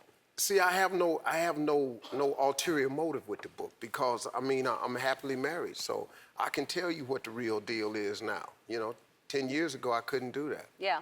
You know, because I was working all the angles in the book. Yep. But now... And now... Steve, you're in good shape. I just touched your arm. You must work out like crazy. Look at you. I have to. I got 2 boys in college. Uh-huh. Yeah. You gotta be able to fight them? Yeah, they starting to get that feeling that they somebody right now. Uh-huh. You know, they got a little college education going, you know. So. Knock that right at them. Don't let them feel like they're anybody. Hi-ya. That's right. Keep them straight, right in the throat. Right. Wow. No, really, for single mothers, if you're having trouble raising your boys, in the throat. Right there, cuts their wind off. You have their undivided attention. When a kid's not breathing, he listens really well. Yeah. Wonderful. That's not what you do. Wonderful parenting skills. Yeah, that is really... Thank you very much. Yeah. No, you're doing... Congratulations on the talk show. You're doing very well. I'm proud of you. I knew you would. Yeah. And Are you happy? Are you loving it? Yeah, I really am loving it. You know, I'm your lead-in on the big NBC station. I know, and you're doing well for us. Thank you. Yeah, I love being your lead-in. I need all of you to tune in 1 hour before her. Yeah, and then... And what is your favorite part? I mean, there's so many good things for me about doing this, but what's your favorite part about doing the show? I mean, I love everyday people. You know, my show is based around everyday folks. You know, I'm not in LA, so there's no need of me trying to do a celebrity-driven show. You're in Chicago. Yeah, I like everyday people, regular people come on. They never cancel. They just, they're there. They're there. They're nervous, but they're there. And I think that's the great part of it, you know, just regular people. Yeah.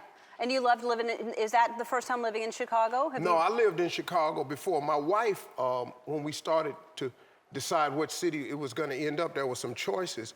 And the guy that runs the Chicago station cornered my wife and invited her up to Chicago. Well, last winter, she went up in February and it was 68 degrees on that day. So she went, we're gonna live in Chicago. Yeah, she has no idea. Let's talk about Family Feud. Ellen, I gotta tell you, man, I didn't know it was gonna be this much fun. Some of the funniest things I've ever seen has been on show. Can I tell you the one? Yeah, on Family Feud, Okay, Family Feud. This family comes on, they're a bit much. They really just, I don't know how they got picked, really. Really, I don't know. They just slipped through the whole process. Really nice people. The mother and father was really nice. I get to the daughter and I'm meeting her, right? And this family here was special. She had a name badge on, and I walked up to her and I said, hi, is it Pumpkin? She said, Pumpkin. And it's spelled P-U-N-K-I-N. So I said, oh, I'm sorry, did they misspell your name? Shouldn't it be Pumpkin, P-U-M-P-K-I-N? She said, no, Pumpkin, like Halloween.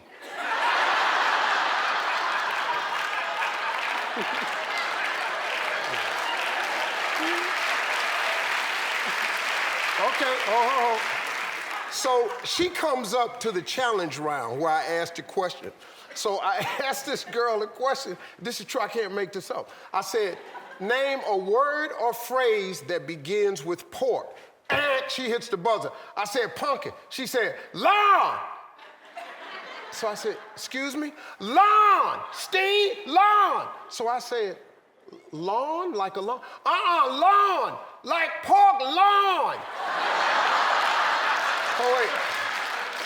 L-I-O-N. That's lying. So I get to her brother. No, this is true. So I get to her brother, right? And her brother is a 29-year-old rapper that you've never heard of. So he wants me to call, his name is Lunatic. He wants me to call him Tick. So I'm with it. I say, hey, Tick, here's the question. And he just stand up there in rapper mode, you know, he just shaking and can't hold still. I said, man, not on my show, come on. This is the last thing I need these black people on here doing this here, so come on. And so he just in all this mode, yeah, I'm with it. I said, hey, settle down. I said, Tick, here's a question. Name a word or phrase that begins with pork. He said, cupine.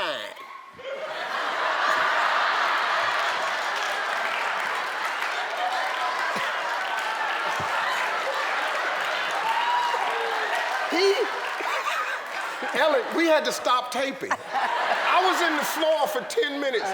No, you did not think the word is actually pork cupine. Yeah. And so I said, son, listen to me, that's not gonna be up there. He said, I bet it's up there, I bet it's number 1. So we went to the board, of course, and I looked at him, he said, oh, hell no. Hilarious. And Steve Harvey, and it really, I can't thank you enough, because, you know, to fly out there, and I know you had to take off right afterwards, and it was, you know, you came out just for that. You came out that day, did it. See, Ellen, you don't, I want you to get this. You are actually my girl. I actually think that you are one of the coolest people in this business. I'm not gonna take time out what I'm doing for just anybody. I won't do it. I tell people nah all the time. Because if you ain't really, really cool, I ain't got nothing with you, man. I'm sorry. I'm not a fake person. I don't come here and give an award to somebody I don't like. If I don't like you, I'm not at your award show. But you are really one of the coolest people, man. I mean, what you've done is just really, you really are one of my favorite people. You're sweet. Could you not? Thank you. If you lived in the hood, when I lived in the hood, we'd be running. Yeah. Yeah, we'd be rolling. I'm going to pick up L. Yeah. I just call you L because you have to have a nickname. Right. Yeah, we're going to pick up L. Yeah. Toot. Yeah. L, let's go.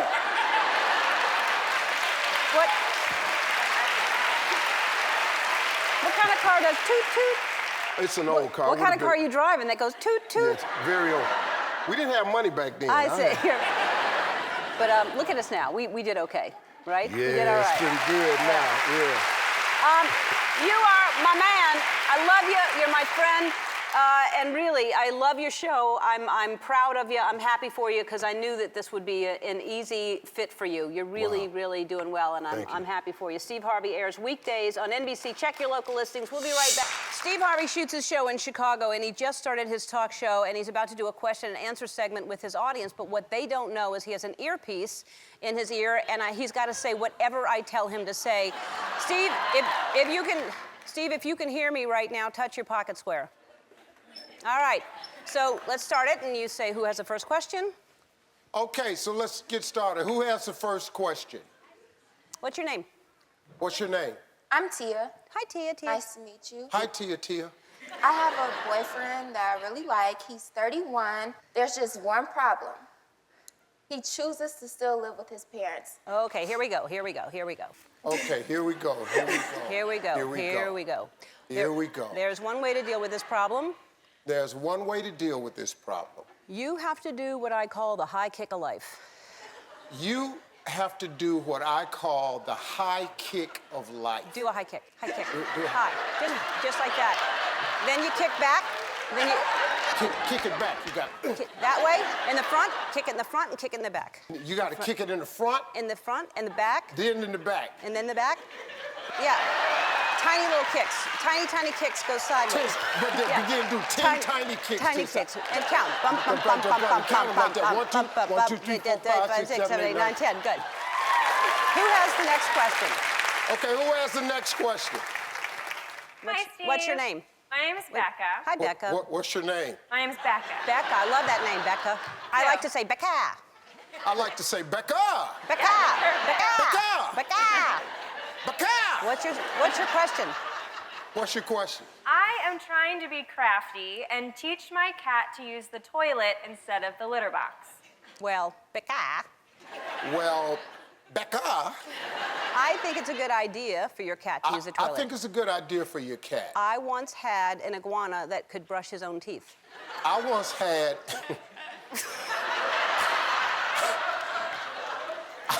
This is hard to believe. This is hard to believe. Okay? But I once had an iguana that could brush his own teeth. And, all right. Pretty impressive. In a high voice, say this. I love that iguana. I love that iguana. I love that iguana. His name was Waffles. His name was Robin. He was my favorite pet growing up. He was my favorite pet growing I up. loved him more than anything. I loved him. I loved him more than anything. All right, yell off to this side of the stage. Not now, I'm doing a show, Jerry, to the side of the stage. Not Not now, I'm doing a show, Jimmy. All right, who has the next question? Who has the next question? Hi, I'm Stephanie. Is that short for anything? Is that short for a nickname? It can be. Okay. Okay. My mother desperately wants to set me up with her best friend's son. What should I do? Ooh. Well, I have a couple of questions. Okay, I have a couple of questions. Who? Okay. Who? How? How? When? Why? Where? When? Why? Where? Where? How come? When? Where? How come? I'm just kidding. All right. I'm just kidding. Quick confession. Yeah. Quick confession. Okay, I have a quick confession. My mustache is fake. It's made out of dryer lint.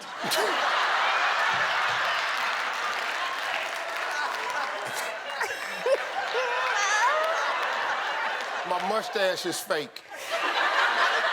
It's made out of dryer lint. And it's made out of dryer lint. Can I wear your glasses for a second, Stephanie? Can I wear your glasses for a second?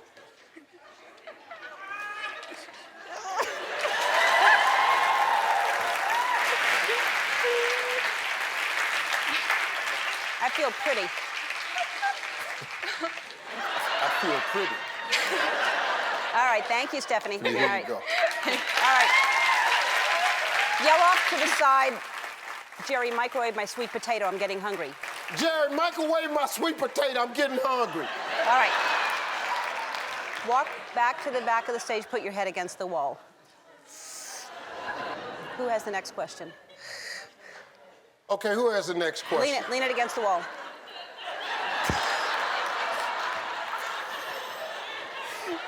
Who has the next question? Who has the next question? What's your name? What's your name? Stacy.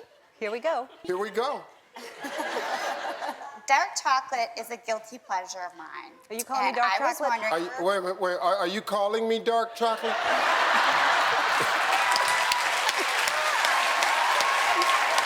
So that's my guilty pleasure. So I was wondering if you would share with us your biggest guilty pleasure. You know what? You know what? I'm gonna think on it. I'm gonna think on it. All right. We'll be right back after this.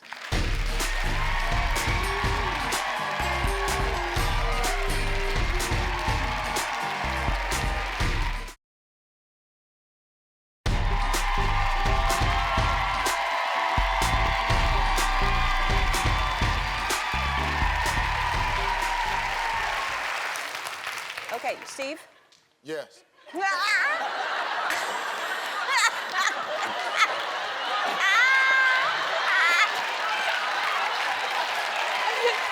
Oh, no. Oh, no. All right. All right. Apologize to the people. Tell them you've been on a juice fast. I'm so sorry. I've been on a juice fast. Okay, folks, I really apologize for this because I'm on a juice fast. So I'm lightheaded, but okay. Here are my. So I'm a little lightheaded. But here's right my now. healthy. I'll give you my healthy pleasures. I love yoga. Okay, but here's my healthy pleasures. I love yoga. All right. Go towards the front and touch your toes. I'm good at yoga, so I'm gonna touch. Look at that. I'm really good at yoga. All Yeah, right. right there. That's All right. I can't really do down dog, but I'll bark. okay. I can't. I really can't do down dogs, But I can bark. but I can bark. Start barking. Start barking. All right, Steve, you have to tell him what's going on. Tell Okay. him. Okay, folks, I got to tell you what's going on here.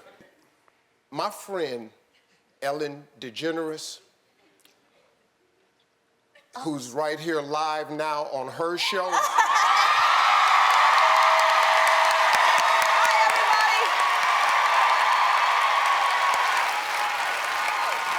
Ellen has been answering all of the Ask Steves herself. I have an IFB in my ear, and I could not say anything except what Ellen told me to say.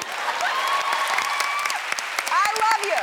Ellen, you're the only person in all of television that I would allow to do this to me. I felt like an utter fool. You were hilarious. You were fantastic. I love you so much. Yes, indeed. I like your suit. I like your shoes. This is my favorite show. We love having you here. You know that. We love having you here. This morning, Steve got a star on the Walk of Fame.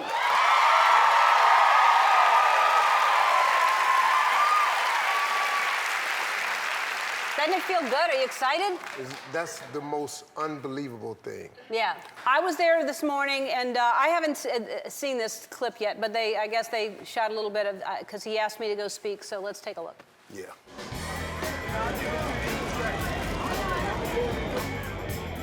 Today I am here, and this is not just going to be a bunch of jokes about your mustache. It is not, and I'm not going to be here long because it's like 108 degrees, and the last thing I want is for your mustache to get frizzy. So, but I do love you, and I think you're a kind man. You're an advocate for women, which I think is a very important thing. I read your book. It did not help me get a man, but I liked it.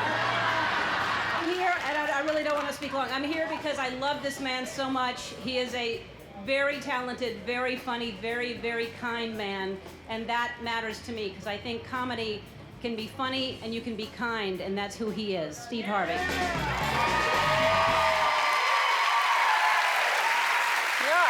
Now, let me tell you what you all did not see. Did you see the last shot where Ellen and I were standing there? I just kind of went, It's because Ellen had took a handful of butt and just had it like this. The whole time we're just doing it like this.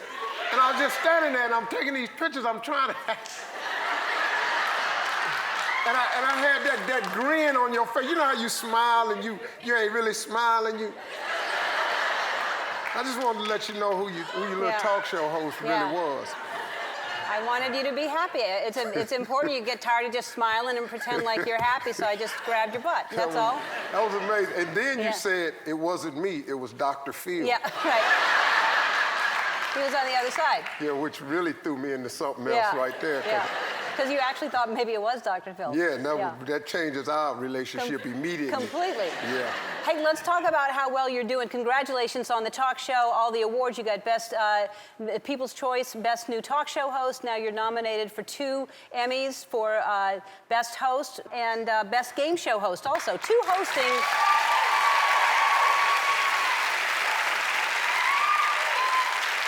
I hope to God they give me one of them.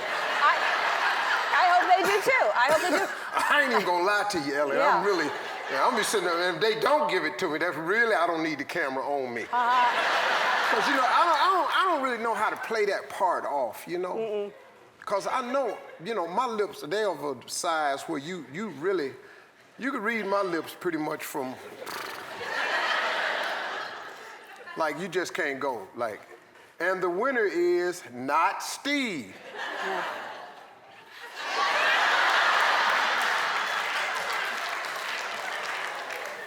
I couldn't read that. What did you say?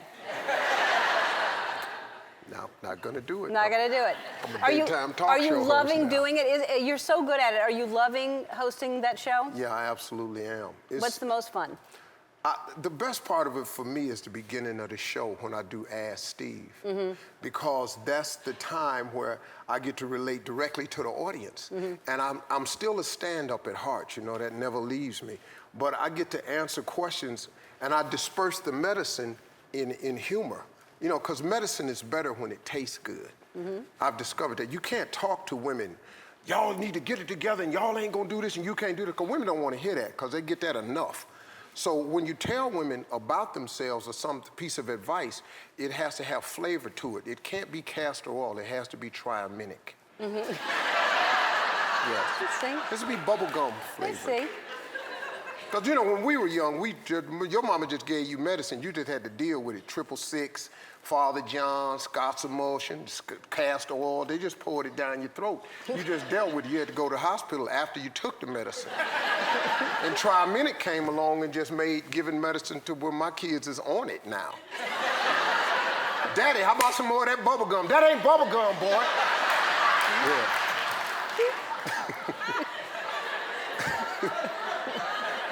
Wow. Yeah, that's...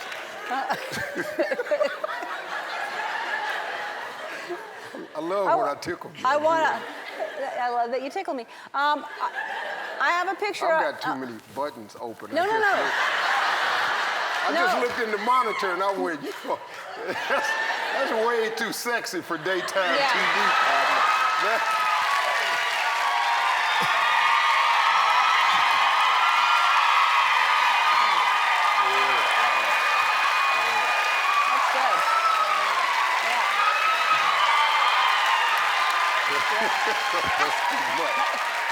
Ellie, you know what? I don't know why I come on your show and let you do what you do to me. You just, you know, had your hand in my butt today. You done unbuttoned my clothes. My wife's sitting out there. Yeah. She likes it. She likes it. All right, so should we, first of all, you just made daytime a lot sexier, so I appreciate you doing that. Yeah, I did. And should we take a break? Let's take a break, and we'll come back and talk about your mustache. We'll be back. How long have you had the mustache? Like most of your life? Well, it started coming in pretty good in college. Mm-hmm. It wasn't much of one, but my father told me a trick to brush it with a toothbrush backwards, and then it'll stimulate the growth. And it worked. No, it didn't. It was an old black myth. No, but it looks very thick. It looks like it did work. Well, it's very thick because it got thicker when I shaved my head. Because all of the energy and love just goes to this top lip area. Yeah. I shaved it one time. Oh, really? Yeah, I shaved it. When I was pledging in college, we had to shave it. And? That was a huge mistake. Because me without this on my top lip is actually 4 feet.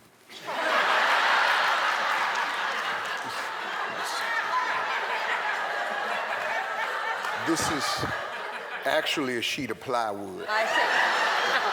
Yeah, it's really that big. I can't imagine you without it. Every picture I've seen, and there's a picture I want to show, and you have some shoes on that are really, really cool.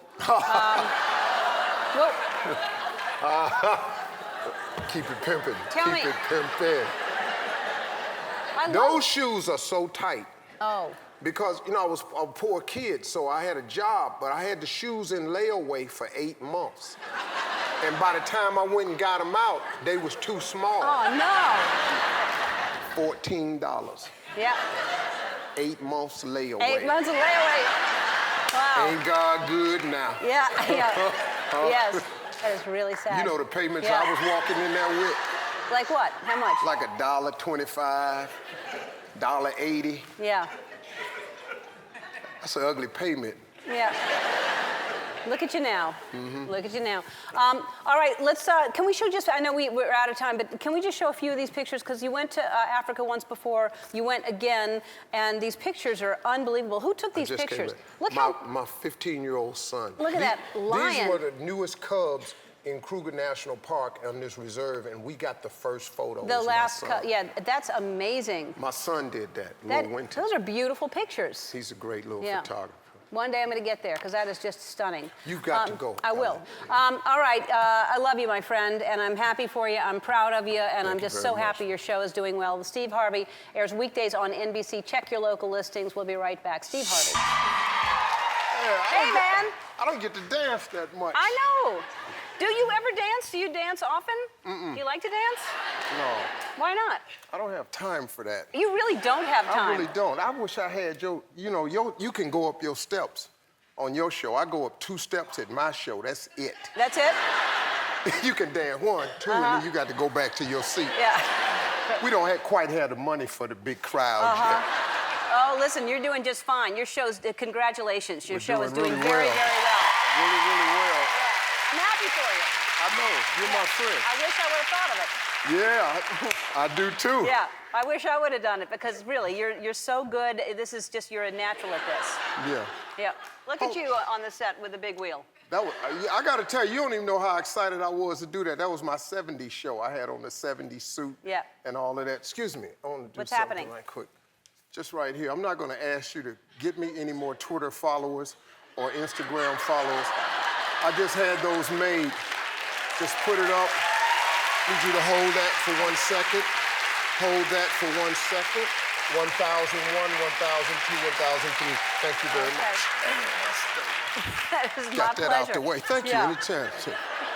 You have to have a lot of followers. You have so many different things going on. You have fans from all of you, from your radio show, from Family Feud, from the talk show. What am I missing? How many jobs do you have? 84. No, how many? 84. Four full-time, you know. What's four? So the talk show? Talk show, the radio show, the game show, and then the book writing. I'm on my third book now. So. Wait, and your books do very well. Congratulations. Yeah, they've been doing really well. And you're doing very well with all of your shows. So at some point, don't you think you can drop one or two of those jobs and just focus on maybe? Oh, I am. Oh, you will be? Yeah. When? Well, I'm going to drop a job very shortly. Okay. Do they know that? Does that job know that? No. And somebody's butt just puckered really tight.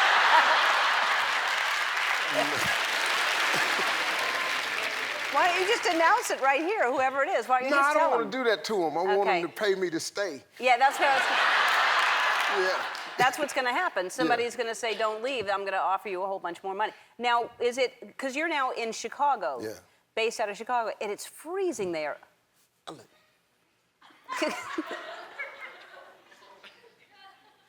Do you have an iPhone? I do. Okay, you know the iPhone, they have the weather app that it gives you the weather?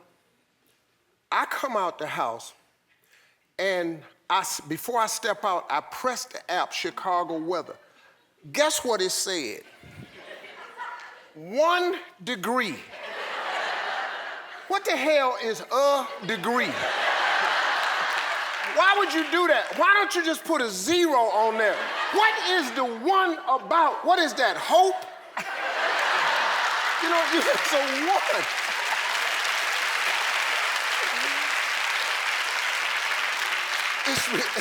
It's so cold. So I dress now.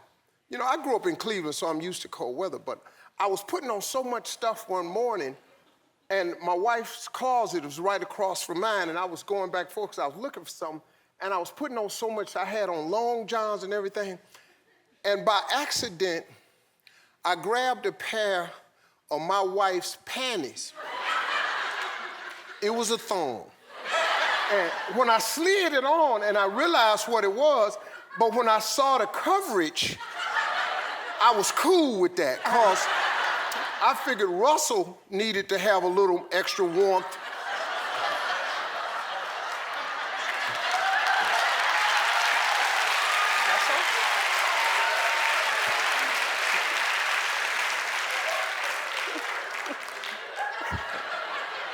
Russell. Russell. Okay. I get it. Russell, his whole name is Russell the Wonder Muscle. Oh. Good to know. Good for you. When I got home and I didn't have the strength, wasn't enough room to get my thumbs in to slide it down. So I just went in the kitchen, got a butcher knife and just cut it off. Just pop that, but the freedom. The whoosh. Yeah. Got a free Ellen Russell. Get it. Oh, see, you all miss her sometimes. You all don't know how ignorant Ellen really is. She said, free Russell. Yeah. You know, it's a damn movie. We should get bumper stickers that say free Russell. And only we will know what it means. All right, I'm very excited about this. You don't know how excited. We're going to play Family Feud after this. I am so excited. One of Steve's many jobs is to host the Family Feud, and today we brought back some of our favorite audience gamers to play on one team. And Some of my staff will play with me on my team.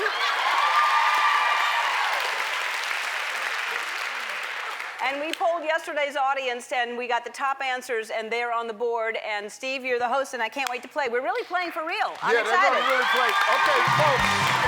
Well, let's play Feud. Give me Ellen, give me Carla. Let's go.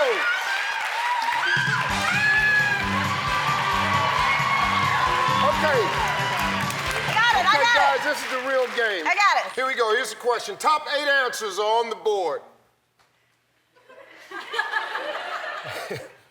Name a nickname people use for a body part. Carla. Pony. Pony.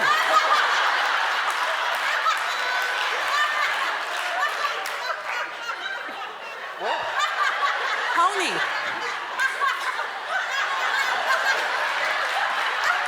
Oh, we heard you. We just can't believe you came up here. Ride the pony. Ellen, name a nickname people use for a body part. Tush. Tush. Okay, we go to Camilla. No, just stay there and answer. There you go. Hey, watch the show, okay? Watch the show. I should be getting paid a lot more money too. Camilla? A winky.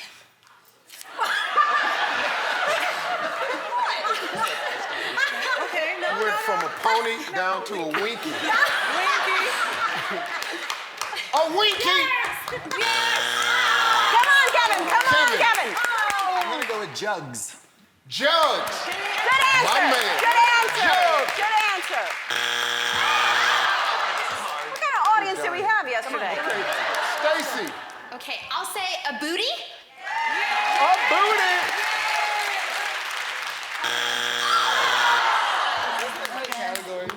This is real life. I know. That was a really good answer. I know. Lauren, no talking to the no, contestants. it was about Yes, something you were talking to them. You're cheating. Let's go. I'm gonna say boobies. Boobies. Good Boobies! answer. Good answer. We're gonna Okay, play. pass or play? We're gonna play. They're gonna play. shouldn't play. Okay, let's go. Oh. Hey, Adam, how you doing? Good, how are you doing, Good. Steve? What do you do for a living? I work here.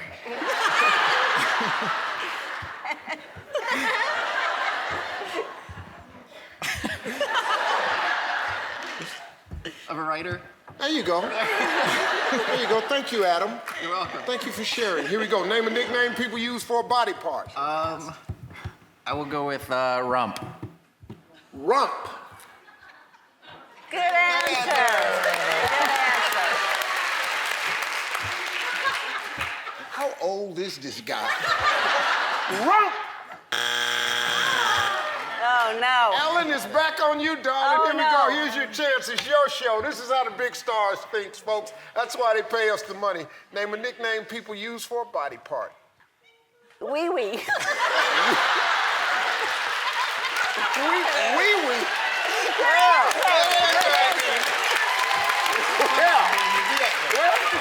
wee. Pony, winky, wee wee.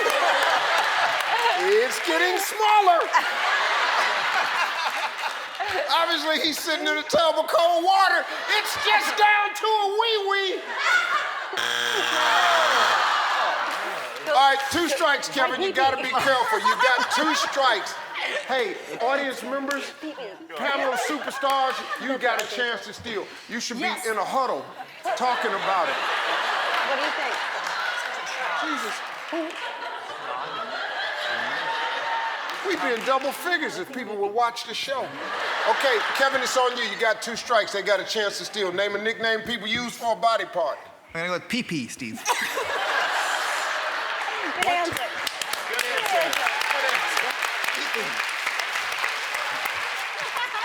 What are you stuck? What do you mean it's up there?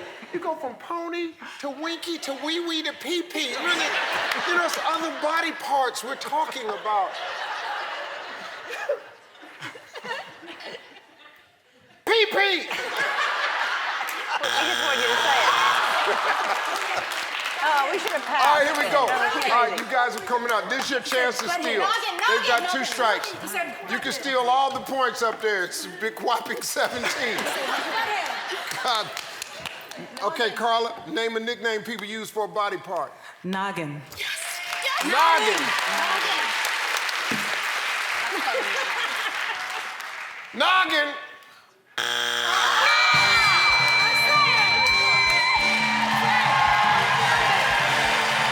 Okay, let's reveal the answers. Number 8. What? Number 7. You're supposed to repeat the. We'll read it. Number 7.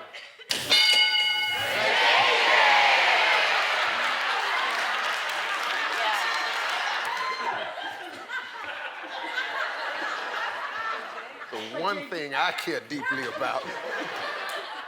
Number 6. Number 5.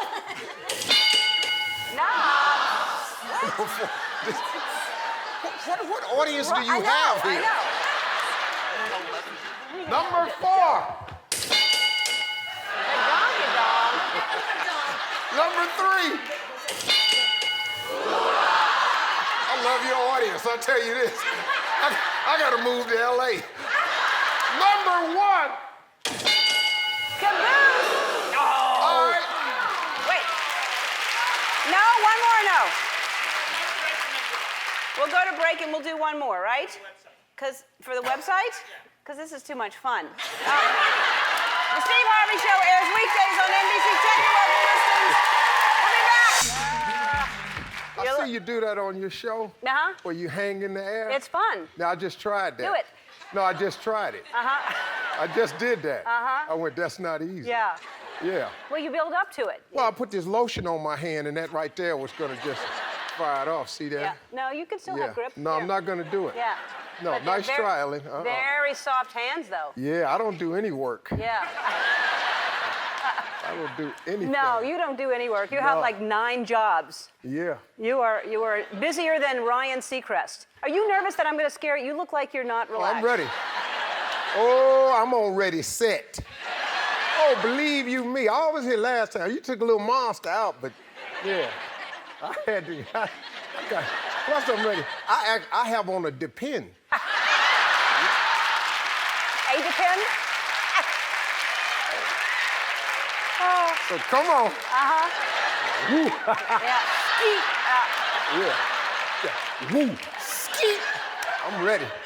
Listen, we weren't planning on it, but now I might scare you. That's okay. All right. I'm now ready. that you have a depend on.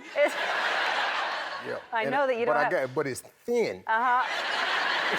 So listen, congratulations. Since I've seen you, you have won 2 Emmys, one for Family Feud, one for your talk show. That's pretty good. Yeah, I got the 2 Emmys. I got 2 ladies. That's them right there. Mm-hmm. Yeah. I was telling my wife says, you know, since you got these 2 ladies, if you've ever had a fantasy for a menage a trois, you're having it right now. So she let me take a shower with them. Oh, wow. Yeah. You're going to collect a whole bunch of those things, I believe. I think you will. Well, if you get off TV, I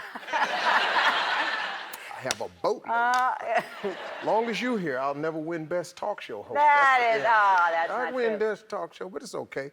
I'm happy with them 2 right there. Yeah, really good. am. Well, you're doing fantastic. And congratulations on another thing. You're a grandpa. Yeah. You're a... Yeah, we had our first grandchild this year.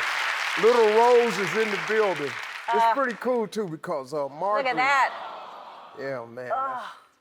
That's like the most amazing thing for me. Marjorie picked her name because she doesn't want to be grandma, so she's Nana. She's Nana. And what are you? Big pimpin'. Because you can train them to call you anything at this age. I'm going to get mine to call me Big Pimpin' because Biggie's song was Big Pimpin' Spending Cheese. And that's all I do is spend money on these kids. And so I want the baby to call me Big Pimpin'. And Margie's upset about that. You don't want your grandbaby calling you Big Pimpin'. Every time I go, Big Pimpin'. I'm just putting it in her head right now. It'll take a while for her to be able to say that, but good for you. But I'm going to tell you something, though. When you have grandkids now, they have different things that they didn't have when I had babies. You know, like now, remember when you used to change your baby's diaper and you had those cold baby wipes and you go to clean the baby and it throws them in the shock because it's ice cold? They got a gadget now where you put them in and it heats them. Wow, lucky babies. Yeah, I bought 4 of them. For me. Yeah, I'm telling you right now, folks, if you haven't had a hot baby wipe, you gotta put this in your life. I'm telling you right now, listen. And what's really cool is, like I had a hot ones and then I had a regular ones next to me. So I'll use a hot one, then put the cold one on there. It's like a spa treatment.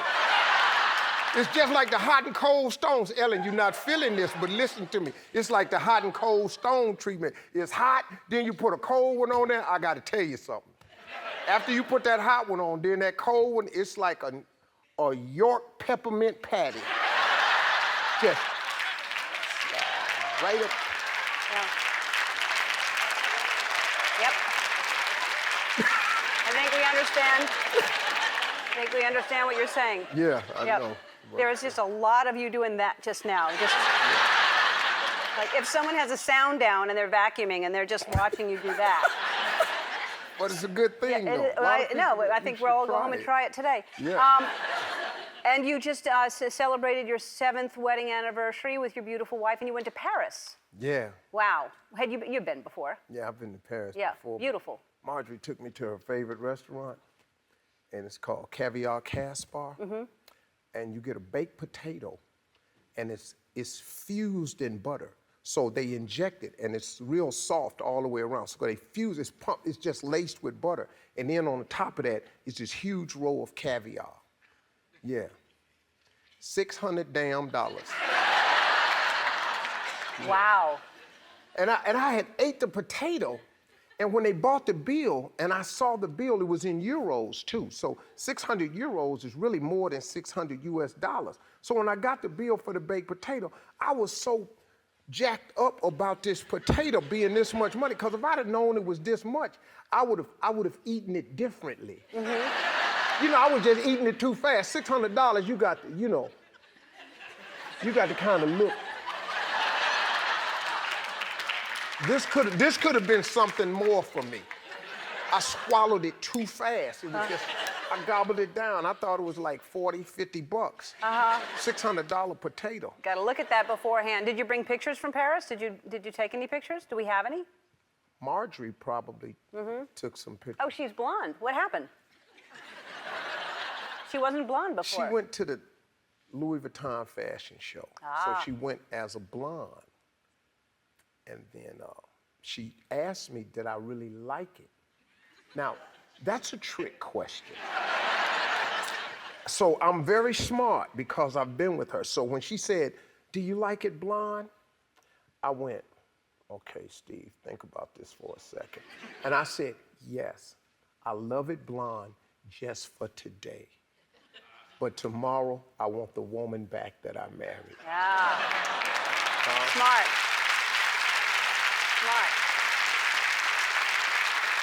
Because if I'd have said I like blondes, that could have been divorce number 3. Yeah. That's not happening to you. No, not ever again. I'm gonna make it to the tape with this one. Yeah, you figured it out. She's fantastic. Absolutely. I love her. We'll take a break. We'll talk about this fantastic book that you wrote, and we'll be back with Steve Harvey. We're back with Steve Harvey and another successful book. I think it debuted at #1 on New York Times bestseller list. It's called Act Like a Success, Think Like a Success. And I think this is so great because you have accomplished so much, and I think what people don't know, they just know you successful, but they did not know that you were homeless, and you actually have accomplished more than you could possibly imagine. I mean, my life has been, I often say this, your career is what you paid for. Your calling is what you made for. And I had the life I have to teach millions how it's done. I'm a college dropout. I flunked out of college. I've been divorced twice.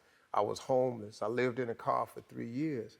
And yet and still, I'm sitting on the Ellen Show. I mean, you figure that out. Thank God for that. The Ellen Show. You know. Jenny Show. Yeah. I got a show, a game show, Yep. a book, a radio show. show. And, you know, it's all because I learned something along the way. I don't care how many mistakes you make. If you get up, you apply positive thinking. Positive thinking is the key, and a vision. You've got to have a vision. You know, there's a scripture that says, a man without a dream or vision shall perish. There's nowhere it says a man without an education shall perish. If you're waiting on the education to make it, you may never get that. But you can make it with the dream and a positive. I have a vision board, you know what I mean? You sit up, you talk with Oprah, she's got a vision board, you got a vision board. I mean, the stuff you want. What do you have on your vision board? I got like a lot of money. Yeah. But see, when you've been homeless, you know, you kind of, that kind of throws you a little bit. So I've been like below zero. So, you know, I got different stuff on there. You know, I want my show to be a success. I'd love to be a billionaire. You know, I'd love to have, send 10,000 kids. Marjorie and I want to send 10,000 kids to college paid scholarships, full, just paid. You know, I want to help change the infrastructure in Africa. Yeah. You know, stuff like that. Yeah. And it's so important. I totally agree. And I think you talk to anybody who is successful, it comes from gratitude, number one. The more grateful you are, the more comes to you. See, that right there is the part that a lot of people miss. You know, God's a pretty cool being, you know. And the more you're grateful for, the more stuff he gives you to be grateful for. So for the first 10 minutes when I wake up, I'm just thankful. I just say thank you. Yep. For 10 straight minutes when I wake up. For every little thing, you got 10 minutes of stuff to be grateful for. Yep. Waking up's pretty cool. Yeah. You know, how about just starting there? A lot of people wake up every day and don't even say thank you for that, like they take it for granted. But I tell you what, mess around and don't wake up. That's gotta be a crappy day. So I start with gratitude, and the more things I found that I'm grateful for, the more things he gives me to be thankful for. And it just keeps pouring it. And I'm in line. I like things. Yeah, yeah. I think that love and gratitude are key things to focus on. And I think you and I both do that. You have your first granddaughter's gift from us right now. We made you, I don't know, is she going to go for something this Halloween? Do you know? She is now. Not at 4 All right. months. Well, she's got, this is a pacifier. It's a pacifier. Oh, yeah. And it's a little onesie, so she can be in that. If you don't think I'm giving her this. I know. Oh, yeah, I baby. mean, it's a pacifier with your mustache on it. Come on. That's hot. I know. So that is for your Yeah, little... I'm going to take it right to her, Yes. too. Little pimping. You're a... Little pimping. Yeah, little pimping is born. You're a great guy. Take a photo, send it to us. I will. All right, put that on her. Last week, my friend Steve Harvey was here, and we decided to have a little fun on the Warner Brothers lot. Take a look. I am here with Steve Harvey and Steve Harvey's Mustache. We're inside of my offices because every single day there are trams that drive by these doors carrying tourists all around the Warner Brothers lot. We're going to surprise 2 of these tour groups, and we're going to have them play Family Feud. And since they're on trams, we're calling it Tramly Feud. That was my idea. I came up with that. I know that. Yeah, okay. Earlier in the tour, you guys said you were fans of Ellen, right? Yes! Her offices are here. Yeah, her offices are here.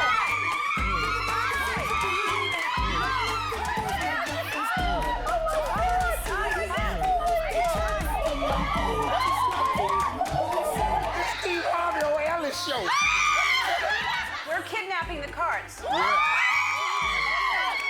Bye. You go with Ellen. You go with Ellen. Everybody who's on here going with me. Let's go. You don't even care where I'm taking you. No, I don't. I guess you're here with us. I don't care. Hey, baby, tell your mama I said what's happening.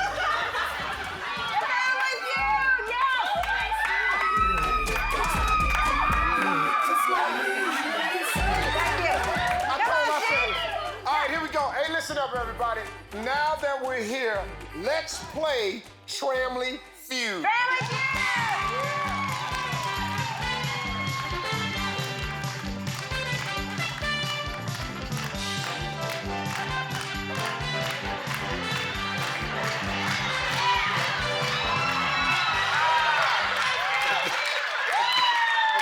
dance is not, the dance doesn't come with the show. Normally. Have you met Gina? She's always wanted to meet you. Who? That's Gina. Thank you.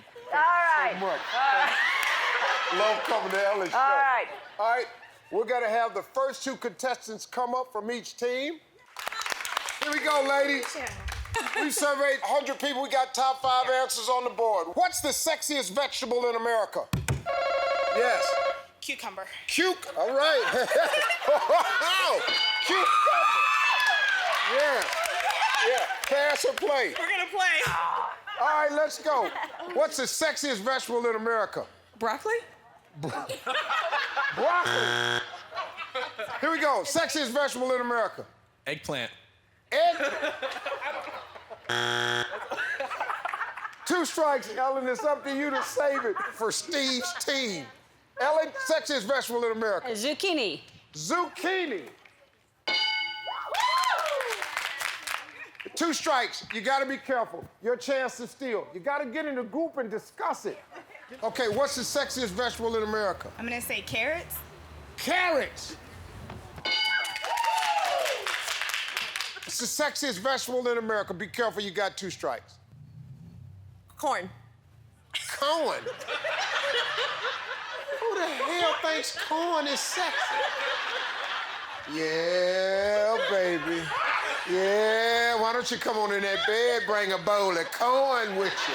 Yeah. Rub that corn on daddy. Corn! Okay, are you gonna listen to Ellen this time? What's the sexiest vegetable in America? Celery. Celery!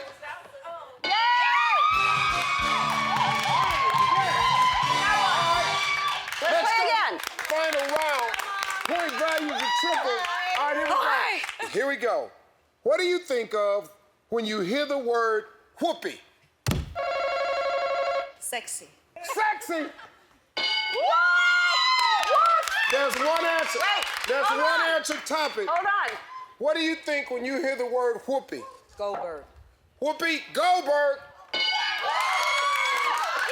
Pass or play? Oh, I'm sorry. Play. They're gonna play.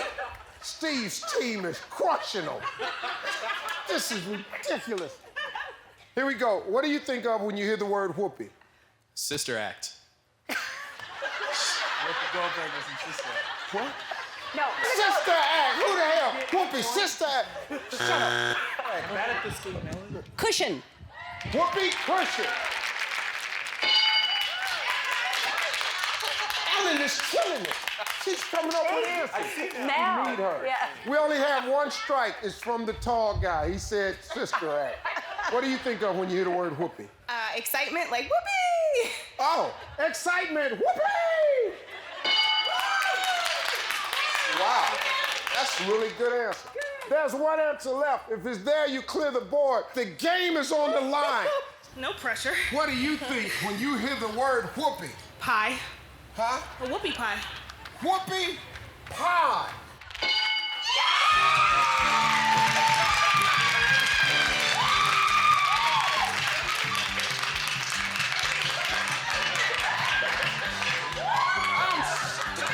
I'm stunned. What black person knows what a damn whoopie pie is? This is amazing. Congratulations, Steve T. It's the winner. Wonderful game, ladies. You're awesome. Listen, for playing Tramley Feud, I'm giving my cart a $5,000 Target gift card. $5,000, baby. I'm giving my card some special memories, plus I'm giving them a $5,000 Visa gift card. Thanks, Steve, and thank you all for playing the Tramley Feud. Yeah, great job. Oh, boy. I'm telling you, the show, first of all, we are both very excited because it got off to a great start. It's getting really, really lovely ratings, and it's a family show, so everyone can watch with their kids. And we just found out today that it got picked up for another 13 episodes. So,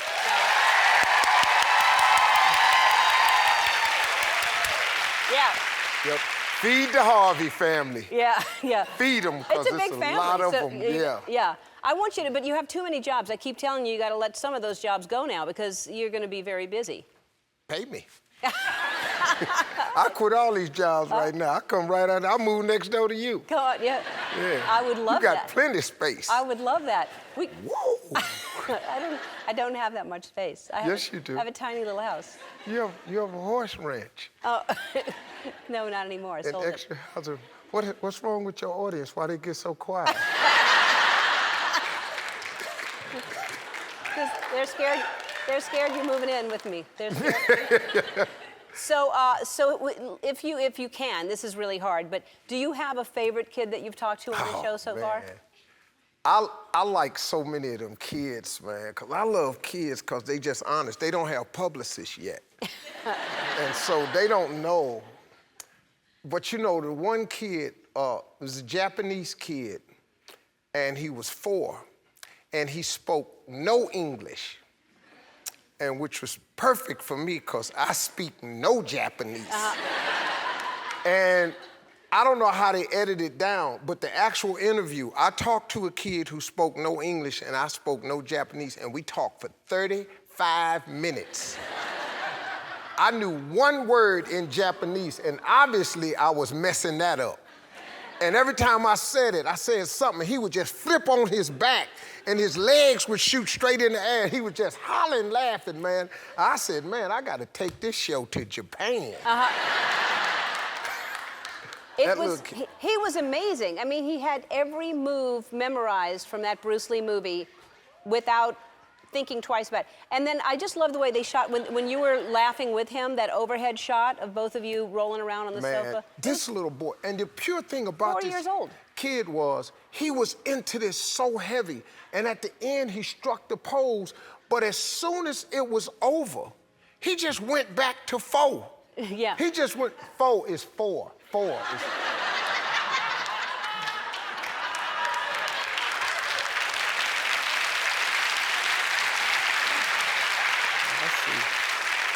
I see. Got the little bougie crowd in here today, huh? Y'all know how I am. You know I ain't got good grammar. Come on. I said 4, and they all went 4. 4. He went back to being 4. Is what I was saying. Yeah.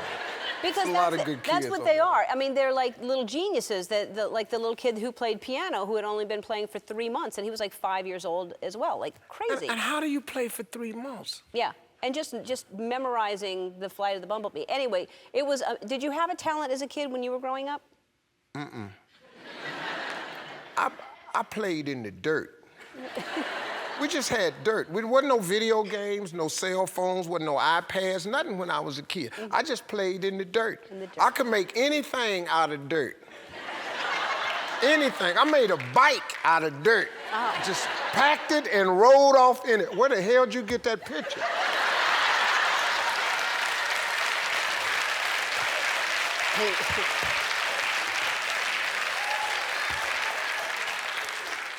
Man, hang in there, little Steve. Look at... It's gonna turn around for you, man. Look at that. Yeah, the cameraman kept telling me to smile. Nope. There was nothing to smile about. Now there is. Now there's... Look at me. Now there is. Stop. All right, we have to take a break. More with Steve Harvey after this. Boy, your audience off the air is different. The songs y'all singing. Man. You can't play that. Can't play that on the air. Yeah, I was shocked. I was going, all right now. I'm always shocked. Better have my money. All right now. Okay. Yeah.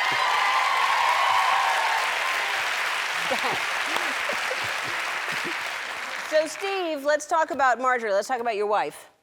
Yeah. Right after that?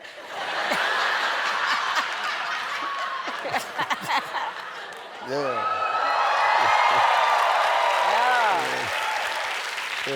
That's why that little boy ain't sad no more, right there. Yeah.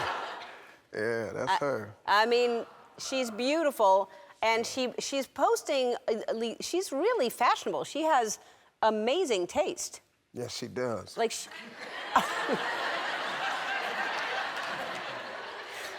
yeah, she likes to shop. Do she? Oh, excuse me, does she? Yeah, she shop, man. She shopping now. Uh-huh. Yeah, online, offline, at the store, in the country, out the country. That's her thing, man. She shops. But she's got great taste. She buys beautiful things. Mm-hmm. Very beautiful things. Uh-huh. Yeah, we all. I have my wife on a budget. And she don't give a damn about the budget. Doesn't care. And every time she go over the budget, she just keeps moving the number back. I've never seen how women do this, man. Y'all just, what is it? Now look, I have a show, so I know that you're not supposed to make broad sweeping statements about women because they come for you. But what's wrong with y'all? Why can't you stay in the budget? It's just so simple. It's all we saying is, because I can't buy nothing. I can't buy nothing. I see your watch.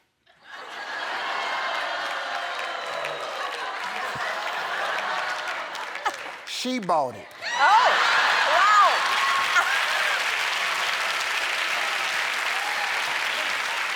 Well then, you can't complain about that. That's gorgeous. Yeah, but she bought it.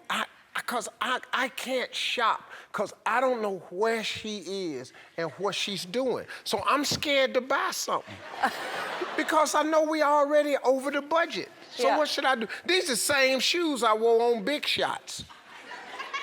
Aw.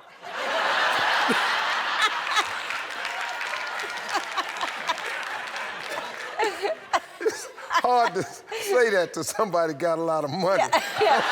Sorry, I didn't mean to bring it up. Yeah. Listen, you were perfection with those kids. You were so great. I love you so much. Well, I tell you what, look, Ellen came up with this idea, and when she presented it to me, I went for it, but it was really her idea, and because I've talked with some kids with Ellen, and that's not what she do.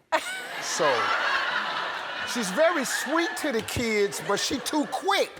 She too quick. She cut them off too fast. And I go, Ellen, you gotta like soak them and bring them in a little bit. I don't have time for that. Yeah.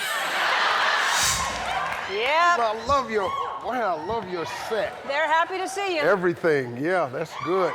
Yeah. How you been? I'm good. How you been? I'm always good. I'm happy.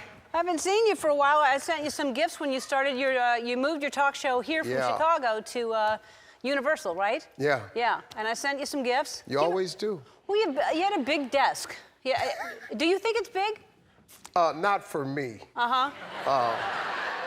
That was her gift. Yeah. The giant pencils and the cup holder. Yeah. And the stapler. Well, but look at that picture of you at the desk. It looks like you're waiting for a panel to arrive and you're the first one there. Doesn't it? I thought it was nice. We don't even use the desk anymore. I know, because you realize how silly that was. I bought you something since you're always bringing me stuff. I bought you something. Yeah, and that's the logo. That's the show you should be watching right before she come on. Yeah, yeah. We're Go partners. ahead. Yep, your show, then my show. You're gonna love this. Oh, I hope so. Yeah, you will. Is it money? Yeah, I wouldn't even tell your producers. Oh, look at leather pants. No. Are they pleather? No, they're vegan leather. So pleather. Yeah, yes. They're vegan leather. Yes. Yeah. Look at that. So you can, hey, you can put them on and get them 8 off. That's all that means. You don't understand what vegan leather means. It doesn't mean you can eat it. It just means it's not made from a cow. That's why you can eat it. No. Because you a vegan. No. No, it doesn't mean you can eat the pants. It just means that they're not made from. But thank you. Thank you. You can't eat them. Yeah, No. that's what that means, Ellen. It doesn't mean it's that. What it means. It's Don't not- worry about it's that. You don't worry about it. Try it. I'm not gonna. Just be delicious. You eat it. I'm not a vegan. It doesn't matter. If they were leather pants, I'd tear them up. You'd eat them? Yeah. Right. I'm gonna give them to Portia. I bet she would love these. That's what. Now you see Yeah. what I'm getting at. Oh, yeah. Hey.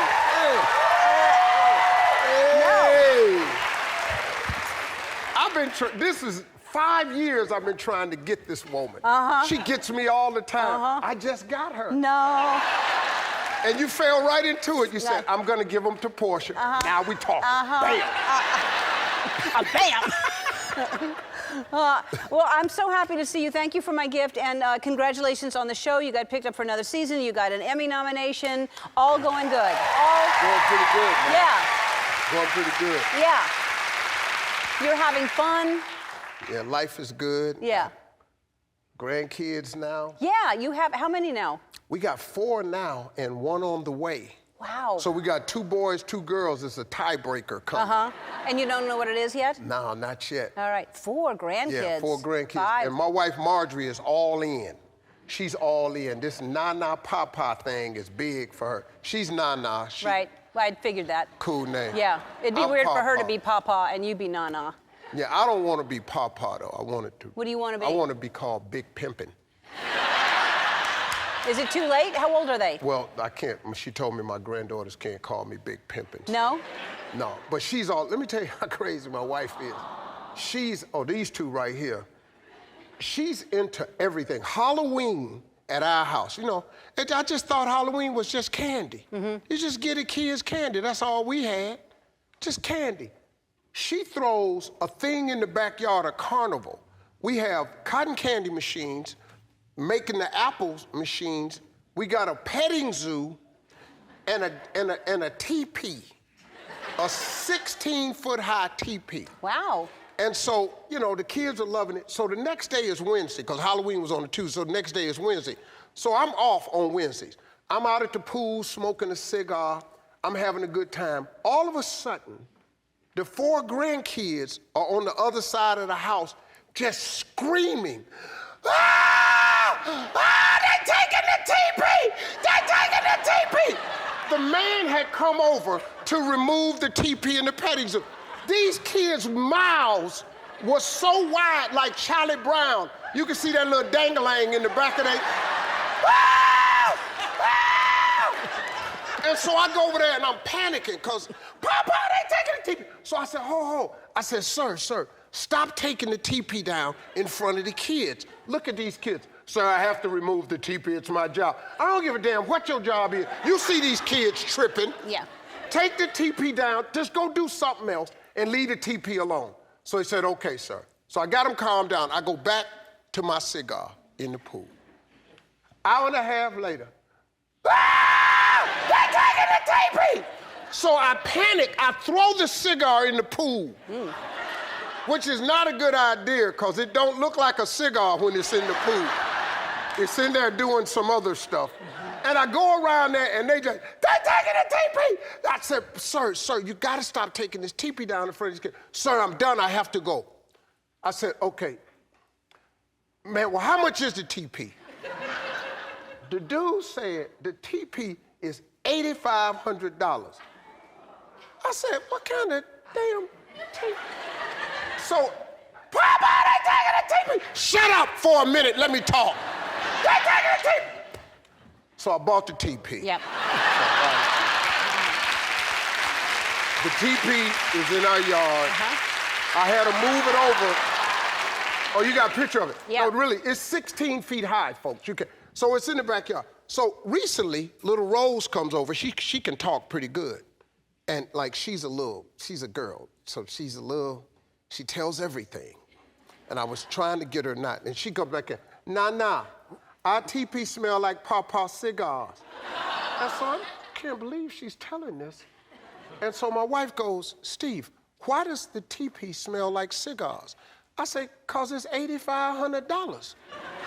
And when they not here, it's not a teepee, it's a cigar lounge. I see. Yeah. That's fair. It's a nice place. That's fair. Smoke goes straight up, it's really nice. I bet it's nice in there, yeah. It's nice. I bet it's real nice and smoky in there when you're by yourself. It's so nice. All right, we're going to take a break. More with Steve after this. So you're doing, as I said in the intro, you have so many jobs. You have so many things going on.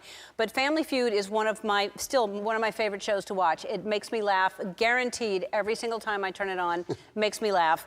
The answers that people give, the way you respond to them, everything. But this is, I cannot wait to see this. So you did a celebrity edition with the Kardashians. Yeah. Against the Jenners? Or who was against who? Okay, here's what happened.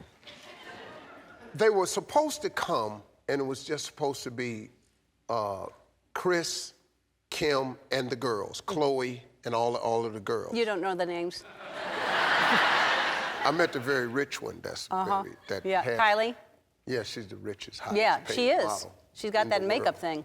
Yeah, so I met. She wasn't supposed Kendall to come. is the highest paid model. Kylie has that. They're all rich, but anyway, go ahead. Yeah, very rich. Very. And so it was supposed to be like that. But then something happened, and their grandmother wanted to play.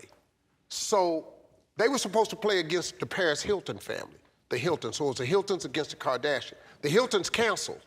So Kanye, who was a big fan of Family Feud, said, I want to play. I've always wanted to play. So he brought his family, some people you don't know, these cousins.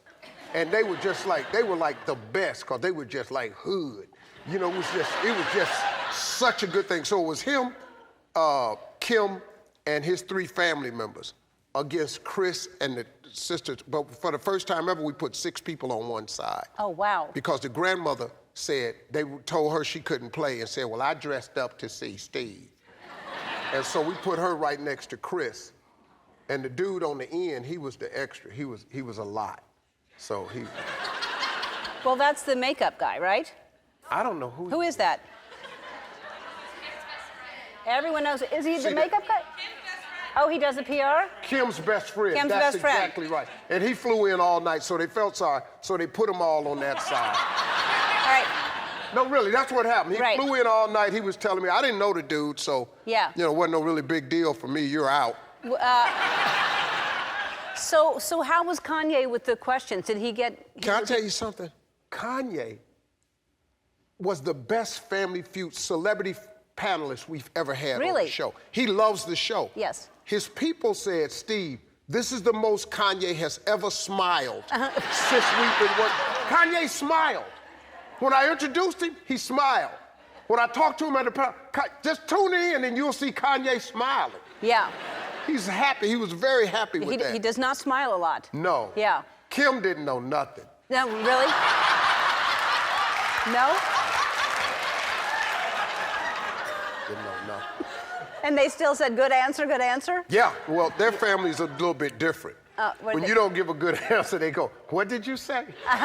So it was like you were going, okay, you're supposed to say good answer. No, them Kardashians, and they fire across at each other. Yeah. Khloe's very competitive with Kim, and they were on opposite sides. They were very competitive. I can't wait to see that. It's the best episode. In about a month or so, right? Yeah. Okay. We're going to get the highest ratings we've ever had. Oh, you sure will. And all I want them to do is get all their Instagram followers to follow me. All right, That's all I want out the deal. And I have 400 million followers. And then I'm going to monetize it and quit all these jobs. Good. At least just get one or something. I keep just narrow it down to one job, maybe. Which one you think I ought to keep? Little Big Shots. Yeah, you know, because I produce that. That's right. That's my show, so you have to keep that one. All right, we're going to take a break, and when I come back, we'll hear more of that. You got it. All right, we'll be back. That's Steve Harvey and Little Big Shots. So, who are your? Do you have favorites that stand out from this season, last season? This season, we had this kid that was from the country who had a vegetable stand, the most high-priced vegetable stand I've ever seen. And he was pricing it, and he changed his prices the whole show long. It was just talking to him. But he was such a good kid with such a heavy accent. I loved him. Mr. Harvey, I'll tell you what, Mr. Harvey, you can't do that. And I was just going, well, it's just, I love him. That was my favorite kid this year. I like the scientists we had on that had me walk on the water. And not water, but I didn't, sorry about that. Yeah. Don't want to tick the Christians off. I didn't walk on water. It was a, that'll be all over the internet. Yeah. Steve Harvey claims to walk on water. Yeah. Who does he think he is now? Yeah. Sorry. Yeah. You're looking good. Yeah. You're looking good. Yeah. Look like money. Uh-huh. Yeah. Look at you with you changed your whole look.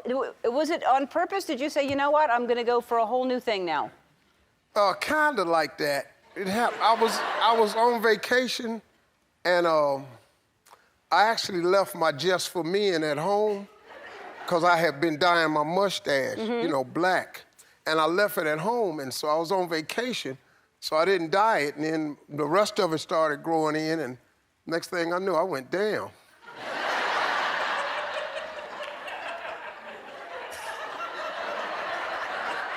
This either gonna be sexy or I'm ugly as hell, one of the two. And so I went on, my wife told me to keep it though. Yeah, it's good. Yeah. I love it.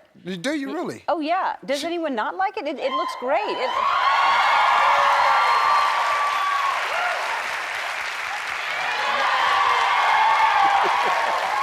Yeah, I mean, you know, it's some haters. Haters always, you know, Instagram, they just stay on there. I don't know what they do. They don't like nothing.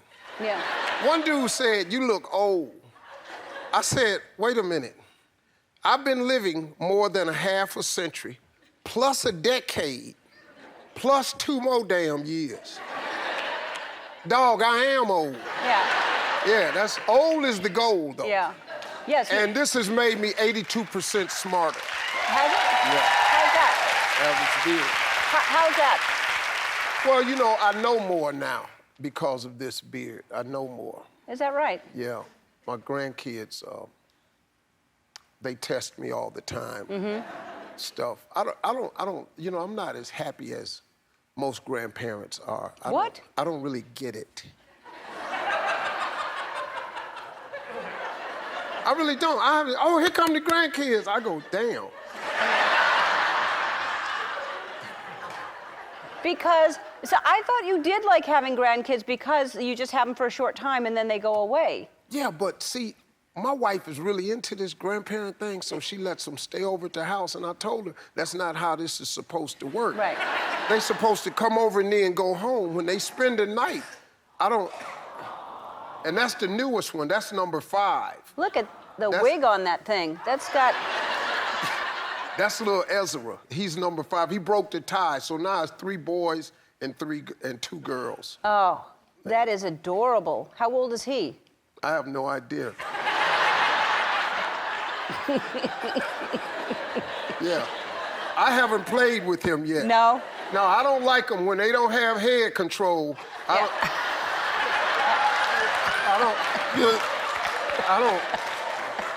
I don't like playing with kids with no head control. Yeah, no. Hold your head up. Hold your damn head up. Yeah, yeah. You have to support their head, yeah. Yeah, I don't like that. You gotta put them 2 fingers back there. No. And then it slide off. Yeah. And you feel responsible for them. Yeah, I understand. So you wait for the head control to play with them. Yeah, then and only then. And I need a couple of words too. You know, Yeah. I don't like the, you know, that stage where they don't do nothing. Yeah. They just little blobs and I don't care for that. So I wait on to where they can say, Papa. At least say that, and then I play with them. Yeah. Other than that, I disown them. All right, we'll change the subject then. Is this you or your wife that gets totally into decorating? Because Halloween for you was, that was a lot that you did. It was a lot my wife did. I was gonna say, so, I mean, look at that. You're the most popular house in the neighborhood. That's really sad. That's just Halloween. Yeah. Who does that for Halloween? So what is she gonna do for Christmas then? That kind of thing, like a big thing? No, I had to talk her down a little bit because Marjorie has a rationale problem. And so I tried to get her to understand that we're not Staples Center, that you can't bring all this stuff in here. So For Christmas, she wants a little ice skating rink for the grandkids. Well, that is fun. No, it's not. Okay. I was trying to be positive. And then she says everybody gonna ice skate. I can't ice skate. I got to go to work tomorrow. Yeah. Yeah. Right. Do they ice skate? Have they ice skated before? No, hell no. No. Well, then, yeah, it's dangerous. Yeah. It's just very dangerous. Yeah. You don't see black people trying ice skate. Yeah. Ooh, it can't be nothing else left to do. Yeah. You damn near got to be out of ideas for us to go ice skating. Ice skating and curling. There's something you just ain't gonna see us readily involved in. Yeah, I don't think we even see white people curling. No. That's rare for us, too. All right. All right, we're going to take a break. More with Steve Harvey after this. We're back with my friend Steve Harvey. Yeah. That's Little Big Shots, the holiday special, right? Yeah. And you have so many jobs. You have Little Big Shots, you have your show, you have your radio show, you have Family Feud, you're a Santa at the mall on weekends. Yeah. I mean, you really, if you had to keep one job, which one do you have the most fun doing? Probably Family Feud. I would think so. I probably have to keep Family Feud. And you know why? Because you don't have to rehearse for Family Feud. There's no prep. I just walk out, and I got these 5 people on each side that have never been on TV, and they're gonna say the dumbest stuff you've ever heard publicly. Oh, I can sit there, it's on the game show channel, I can sit there and watch hours of, because they're back to back to back. Yeah. And I just think, how do these people think that's an answer? I mean, fired off like it ain't, like nothing's wrong. Yeah. Actually, when you watch Family Feud, you realize that you're really okay.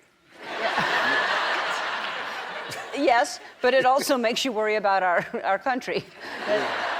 It's a little bit of both. It's like I feel smart. Our country in trouble. It ain't cause of Family Feud. Yeah.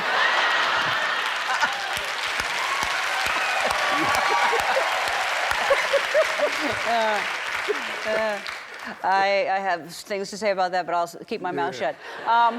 All right, so you're hosting Miss Universe, is that right? I'm doing Miss Universe this year. It's in Thailand. Wow. Yeah. That's amazing. They tried to get it to Colombia, but I'm still under a death threat. Yeah, in Colombia.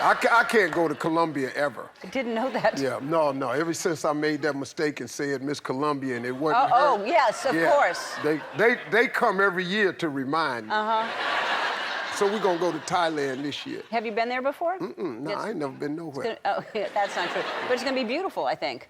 You been to Thailand? No, but I've seen pictures. Oh, they just show you what they want to show you on the pictures. Well, that's the places you'll go.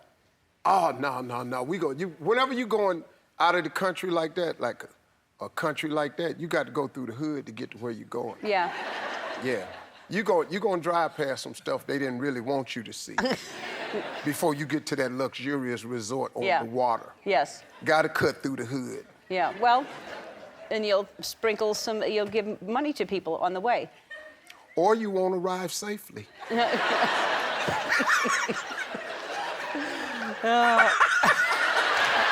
I'm sorry.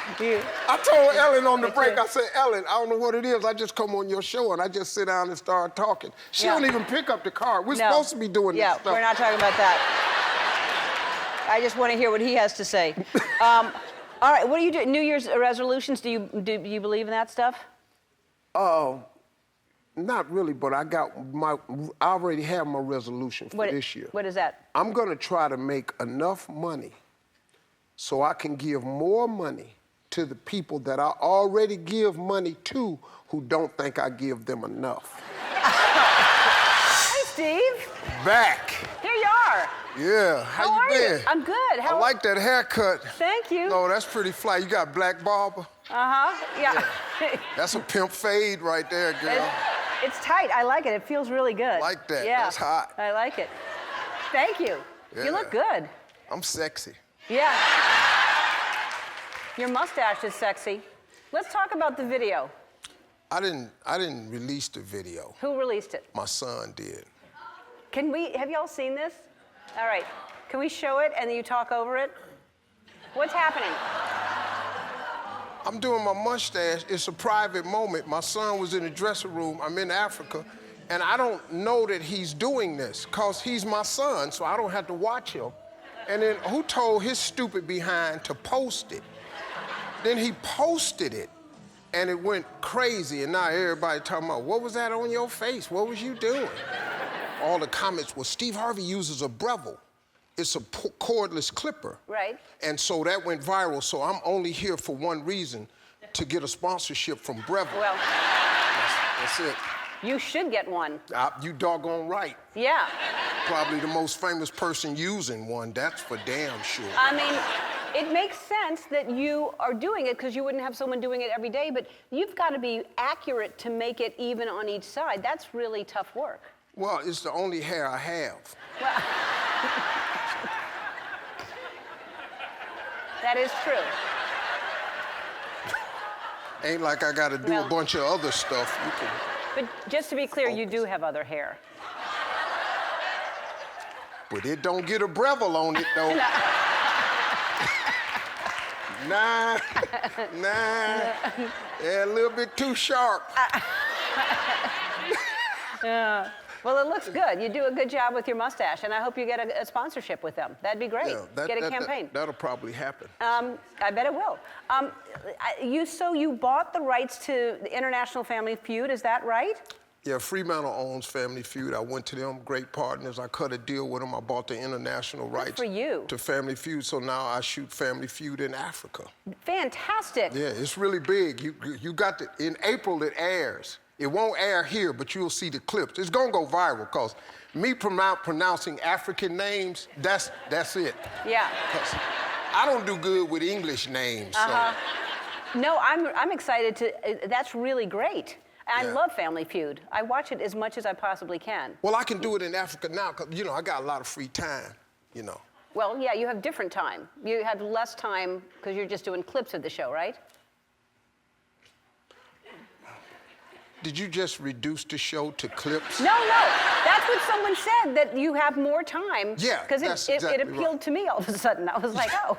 Yeah, but they were, because every day, right. episodes come on every day. Right. On Facebook, Steve Watch. Right, It's easy to find, because I'm the only one on that. Right. Yeah, it's the first time they ever cut the deal, so I cut Right. the deal, and I'm back on TV, you know. Yeah. Everybody thought I was gone. Nope.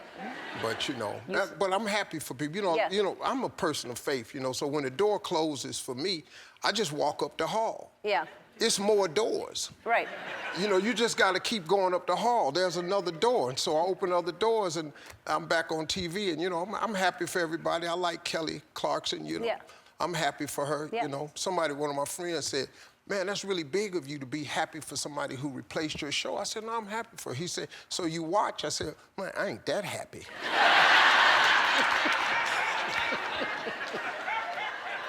Right, yeah. Yeah.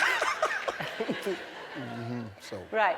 And you can't, I mean, it's not Kelly Clarkson. She has nothing to do with Nothing that. at all. Yeah. It's not her. She's cool people. Wait, can we go back to the Africa thing? Because you went to Africa and you shot some Family Feuds there, and then you also went on safari. Yeah, I took my family. Had you done that before? Yeah, I've done it before. The thing about safari is the animals on the safari, they're not the animals that's in the zoo. They're different. You know, like an elephant, they get fed at 6, 12, and 8. Them elephants in Africa, they eat all day. Mm-hmm. When you see them up close like that, it really is incredible, isn't it? No, they're really scary. Oh, I agree. They're scary. I mean, I'm more scared of elephants than the lions that are right next to you. I saw a picture of the lions. Look how close when you're taking a safari, look at that. Look at those the lions just right there. Yeah, I was only that close because they were asleep. Yeah. Yeah, my wife, Marjorie, likes that type of stuff. She has a tendency to think that fun and danger should be in the same sentence. Yeah. My wife is not that bright. Yeah. No, I can say that. I can say that. Because my wife is a lot smarter than me, and she controls. She knows this is just jokes. Yeah. She's shopping right now because of these jokes. Yeah, so I saw the whole audience go, oh, he called her not bright. I'm gonna pay for that, don't worry. Don't worry. Oh, that wasn't just a free comment. Yeah, I just no. threw it out there. Yeah. God, I'm gonna pay for that. That's expensive. We have to take a break. More with Steve after this. I was just saying during the break, you look really good. And happy birthday. You're going to turn 62 this week, right? 63. 63. You look good. Let me cross my legs. Uh-huh. I'm so fly, I can't even. Yeah. I'm 63 and just doing it like nobody else. Yep. It's harder to lose weight, though. It's a lot harder now. Yeah, sure. I stopped trying to lose weight. Yeah, I'm gonna just make more money. Okay. So it doesn't matter. No, Is that what you're saying? you know, I see. Fat people with money, you like them. Uh-huh. Yeah, it's no problem. Yeah. Well, you just want to stay healthy, that's all. Yeah. You're hosting the NFL Honors February 1st, right? Is that right? Yeah. Now, do you follow football? Oh, yeah, all the time. What teams are you hoping for at the Super Bowl? Oh, I'm hoping for the Cleveland Browns. Uh-huh. But I've been hoping since 1964. Yeah. Listen, so is this the first time you're hosting the NFL Honors? No, I hosted it last year. Oh, is it fun? Yeah, I love it, man. I didn't think they was gonna have me back because I was way out there, you know. Yeah. Comedy now, you know, you say edgy stuff and it offends people. Yeah. So you got to be real careful. Like, you're very good at it because you stay right in that pocket. I don't know how to stay in the pocket. I go out of bounds. I say stuff that makes people want to sue me. Oh. So. Careful of that. But that's fun to be edgy like that. And I'm sure that's why they're having you back. I like edgy, man. Edgy's funny to me. Yeah. You know, we can't lose our sense of humor, man. We're letting political correctness kill comedy. We got to get that back, man. Yeah. It's comedy. It's just comedy, man. Well, as long as you don't get sued, it's just comedy. Yeah. And then it's not. So please welcome my very busy friend, Steve Harvey. Yeah. Ellen, how are you? Steve, I'm so happy to see you and talk to you. How have you been? Hey, I'm doing good. You're one of my favorite people on planet Earth, and so I just want to start by saying that I love you. I love you too, Steve. Back at you. I miss you. I haven't seen you in ages. Yeah, no, that's why I have like a special studio that I can do these in now because I'm a Zoom specialist. And so I've started putting my name up on the screen for any white people that might think I'm Wayne Brady.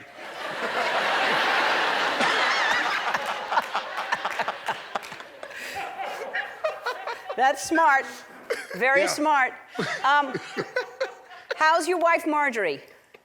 Oh, she's doing great. You know, we're surviving COVID like everybody else, you know, but she got out this year. She's getting out. My wife's active. You know, yeah, so she was. Tell everybody what you did. You've been married almost 14 years. Tell everybody what you did to surprise her for Valentine's Day. Okay, well, my wife went to Aspen because she's a skier, and I'm not. And she went to Aspen, and it was Valentine's Day, and she was telling me, you know, she wanted me to come. And I said, well, I can't. I'm working. And, you know, that didn't fly too well because Valentine is on a Sunday. And so I just kept telling her I wasn't going to come. I was going to buy her something really nice instead. I was going to get her a purse, you know, and she said, I don't want a purse. I want my husband. And I told her I couldn't come. And so she was really sad. Her girlfriend called me and told me, Marjorie's really sad. And I said, okay. So I made arrangements and I flew in and I surprised her.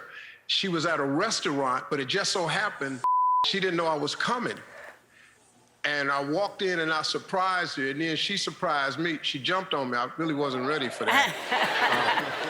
That was a little bit. I tried to pat her like, hey, baby, that's enough. But, you know, she thinks she's one of the grandkids, so I held her. It was a great moment for her. I got a lot of brownie points for that one. Yeah, I bet. That was really sweet of you. Now, you said she's a skier. Do you ski? No, I snowboarded, but that was years ago. My snowboarding career ended. You know, I bought this new snowboard and I was learning how to leaf my way down the hill, you know, side to side, facing down the mountain. And I finally learned, my sons encouraged me to start doing S-turns down the mountain. And I'm going, and when you make an S-turn, your back is down the hill. And I lost my balance and I caught what they call an edge. And I was going so fast, I thought I had it. I was in the air so long, at one time, I was in the air and I actually said, this is bull. That's how long I was in the air. I had time to analyze how much trouble I was in. I hit the ground so hard, and my son skied up to me because they're stupid, you know, and they slammed on the brakes, which covered me with more snow. And I got up, I'm in severe pain, I'm trying to make sure I'm okay, but all I wanted to do was get off the snowboard. So I unclipped it, and I didn't know that when you unclip it, your snowboard doesn't stay with you. It's not like your dog. It just went straight down the hill, and it's gaining speed. I'm watching it go. So the rescue skiers saw me. It was a bad fall. They came and got me up, and they recognized me and said, Mr. Harvey, we'll take you back up the hill, and you'll take the ski chair down. I said, no, I'm not going back up the hill. I'm going down the hill. They said, well, how you gonna get down? I'm gonna walk. And so I walked down the hill, and there was a guy standing there with my board. That was a long walk down. I never saw the board again, and he said, well, you're the only guy on the mountain without skis or a snowboard. This must belong to you. So he handed it to me. I got a cigar and some cocoa, and that was the end of my snowboarding career. That was it. That was it. Never again. Were you hurt? I mean, did you get, you weren't hurt badly, were you? I was hurt bad enough to never do it again. Okay. Yeah. I was just, I was probably 58 when that happened. I'm 64 now. I've calculated the years. That fall today, I'll be dead. So I don't do it anymore. Every year, every fall worsens. So if you're getting up there and you're 60, try not to fall. Yeah. Oh my God. That's hilarious. Yeah, I've never skied in my life. I've never done anything like that. And now it's way too late because, I'm 63. So I I give up. Hey, Ellen, you ain't missing nothing. No, I know. You ain't missing nothing. Everybody knows falls, and they messed up. The whole trip is shot. Yeah, no, I'm with you. I'll just sit in with some cocoa or something like that. Hey, so your youngest daughter's dating Michael B. Jordan. I actually knew that was happening a while ago because Michael B. Jordan texted me and asked Portia and I to help him to surprise her for her birthday to get horses for them to go riding. And I thought, isn't he the greatest? He's just the greatest guy, isn't he? You know what? I have tried not to like him. I have tried to find something wrong with him that I could dig in and go, because I done got rid of all of them. All of them. Some of them that snuck in the back door on me and lasted a lot longer than I wanted it to, but this guy is such a good guy, man. He is one of the nicest guys, man. I met his father. I've set up with him. We've talked for hours. I just can't find nothing wrong with him. I'm hoping to, between me and you, well, this ain't nothing between me and you. Hell, we on TV. I'm hoping this lasts, because this is a really, really good guy, man.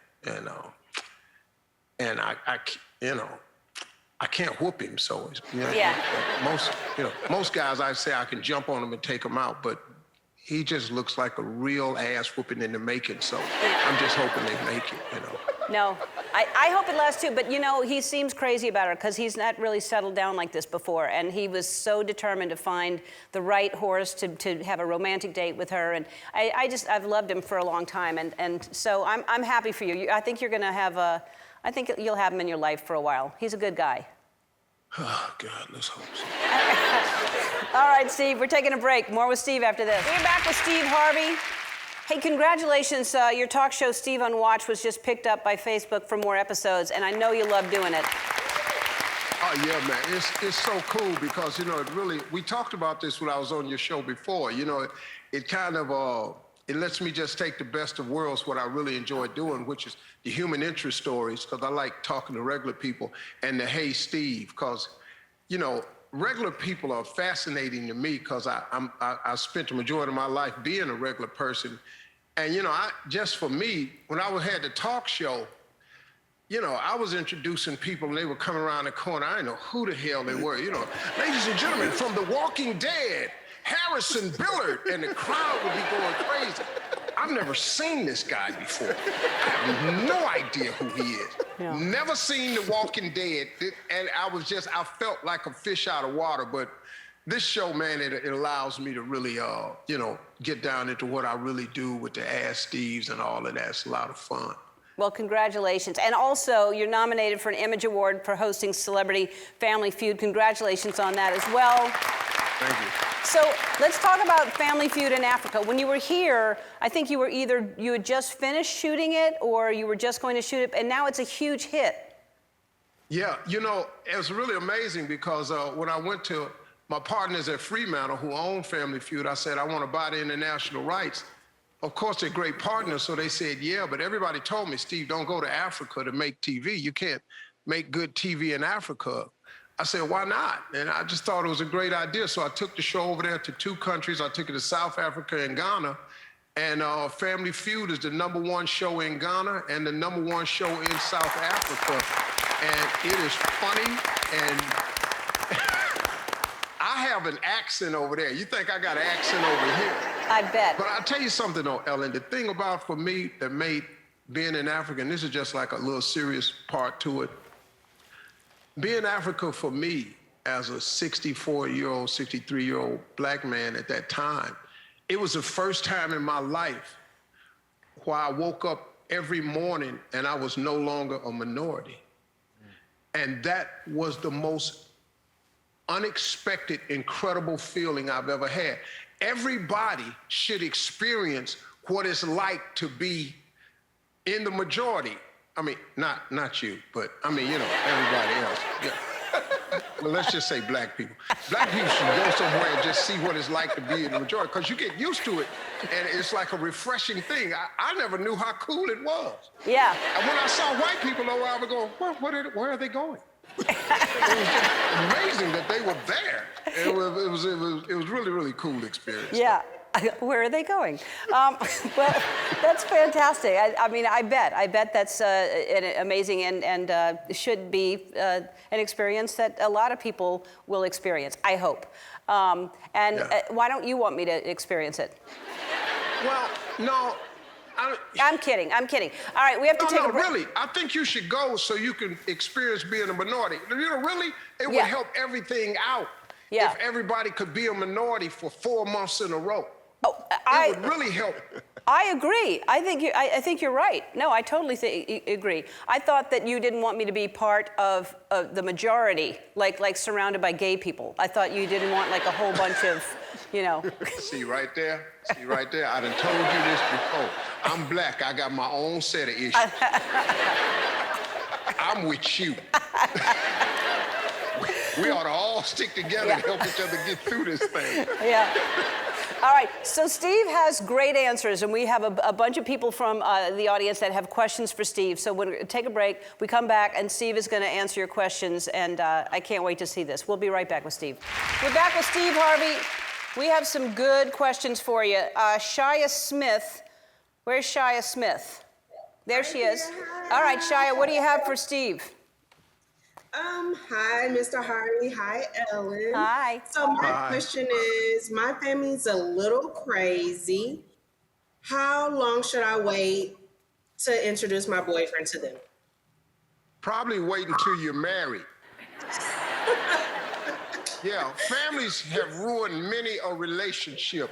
If you really like this guy, try not to introduce him to that uncle, the one that puts his hands in the potato salad, the one that's drunk that gets the Christmas lights caught on his belt buckle and drags him to the bathroom. Try not to let your boyfriend meet your family. You're stuck with him. Yes. He don't need to know that. Okay. Thank you, Shia. All right. Thank you. There's a lot of good questions. I want to get to them. Liz Chacon, I think. Is that correct, Liz? Yes. Liz, tell Steve. Hi, Ellen. Hi. Steve. I can't wait for his answer for this one. Ask him. How many times should you have sex in a week with your partner? As many times as you can. Try to cram it in, because look, this COVID, this world is coming to an end. We don't know when your time is up. Get it all in. Bang, bang, bang, bang, bang. Get it in. Wait, I have a follow-up question if I can. So, do you and your partner agree on how many times a week, and who wants to have it more, you or your partner? Oh, absolutely not. There's no, I'm sorry. There's no agreement at all at my house. Okay. No. What about you, Liz? Every now and then it matches up. But for the most part, it's just my idea. For him, I would say probably like 7 days a week. For him? Yeah. He wants 7 days a week. Yeah. And what do you want? Are you married? No. Oh. We've been together for almost 9 years. Oh, that's gonna stop. Don't worry about it.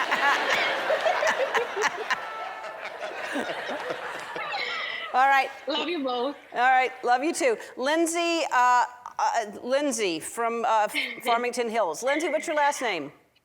Eisenstadt. That's right. All right, what's your question for Steve? Hi, Ellen. Hi, Steve. I love you both so, so much. Love you too. My question is, how do you know if a guy truly likes you and you're not just getting played? There's a couple of ways to know. Number one, he will do practically anything for you. Good. If you hear the word no to 50% of your request, he's not the guy. The guy that's crazy about you is gonna try to fulfill all the requests, even if he get it wrong. Secondly, yes. Have you met his mother? No. You ain't the one. I guess I'm not. How long you been dating? 2 years. Oh, wow. Oh. Yeah. Yeah, not good. Get out of there. Yeah. Yeah. No, he should have been take you to meet mom. That's one we got to get that. So too. Yeah, yeah. Kelly, look for somebody else. I mean, you're not Kelly. You're Diane. Who are you? I'm Lindsay. All right. It's okay, Ellen. I know. He don't know who she is either. I don't. So Yeah. Exactly. That's right. Yeah. All right. All right. No, I jumped ahead because we're running out of time. But here's one from Kelly Payne. Kelly, ask your question. I have a question. Yeah. What should you do if you call your significant other the wrong name, especially if it's the name of one of your exes? If you're driving a car, try to wrap it around the nearest telephone pole. If you're in bed, get out of bed and go get in the car and wrap yourself around the nearest telephone pole. All right, Steve on watch. Steve, I miss you. I love you. I hope to see you soon in person and hug you. I love you, Ellen. Thanks for everything. You mean a lot to me. Keep your head up too, girl. Back at you. Yeah. You look good. Yeah, I'm fighting. Fighting old age. Just trying not to let it come take me away. It looks like it is not happening. It happened yesterday. You turned 65 yesterday? 65. Yeah. Amazing. Whew. How you feel about that? It's hard to get to 65. Uh-huh. Yeah, you know, a lot of things can happen along the way. But old is the goal, though. Well, you look great. Well, thank you, You look Ellen. fantastic. Yeah. The body looks, I mean, you look like, and I know you posted, somebody was filming you doing push-ups. Can we show that? And why they had to keep, why they have to move the phone? How come they had to move the phone? He doesn't work for me anymore. Okay, yeah. Yeah. I mean, the push-ups are impressive. Yeah, but the video cost him his career. Uh-huh, yeah. Yeah. There was no reason. I don't know what he thought that was it. You know, Yeah. he said, Mr. Harvey, you want to add some excitement to your workout. Uh-huh. I'm 65, I'm doing push-ups. That's enough excitement. Exactly. You know, I didn't need you doing all this to the camera. No, so there was no just need. trying to stay in shape. But it's also harder because you were on weights as well. How many do you do? Well, at one time, I Uh-huh. can do about 35. Wow. Yeah, I could do about Yeah. 35. I mean, 65 years old doing 35 push-ups in a row? For money, I could do more. Like if you bet me $1 million, yeah, I tapped some muscles trying to get that in. Hey, there was a post of your whole family in matching pajamas for Christmas. Was that, whose idea was that? It was adorable. Oh, that's Marjorie's idea. You know I don't think of nothing like that. Marjorie does that. Them ain't just regular pajamas. Those are Dolce & Gabbana pajamas. When I saw the bill on that, I almost threw up. Because I know good and hell well Target got red pajamas. I know they do. The sign is red and white. I know Target got red pajamas. Why we got to be in some custom-made pajamas with our name on the back? For one picture, thousands of dollars. It was a good picture. Yeah. Yeah. But you got a big fancy family and you get some fancy pajamas and, hey, was Michael B. Jordan there? I know he's dating your daughter now, so was he sharing Christmas with you? Yeah. Look at that, that's happening in front of you? I've never seen that picture before.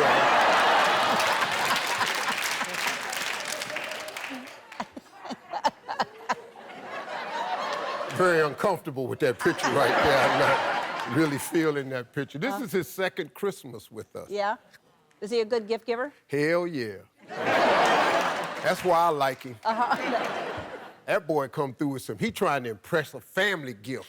He don't come through, you know, I'm her father, so he bought me this big 100 cigar box of the most hard to get cigars, 100 of them in this big box, and gave that to me. He gave my wife some skis. Who do that? Only way you give your potential mother-in-law some skis is because you want her to be your mother-in-law. I don't know, man. I don't know. I'm pulling for him because he's a really good guy, man. Comes from a good family, you know. So I'm kind of pulling for him, but at the same time, I got my eye on him, you know. I can't whoop him, but if he ever turn around, I'm gonna knock his ass out.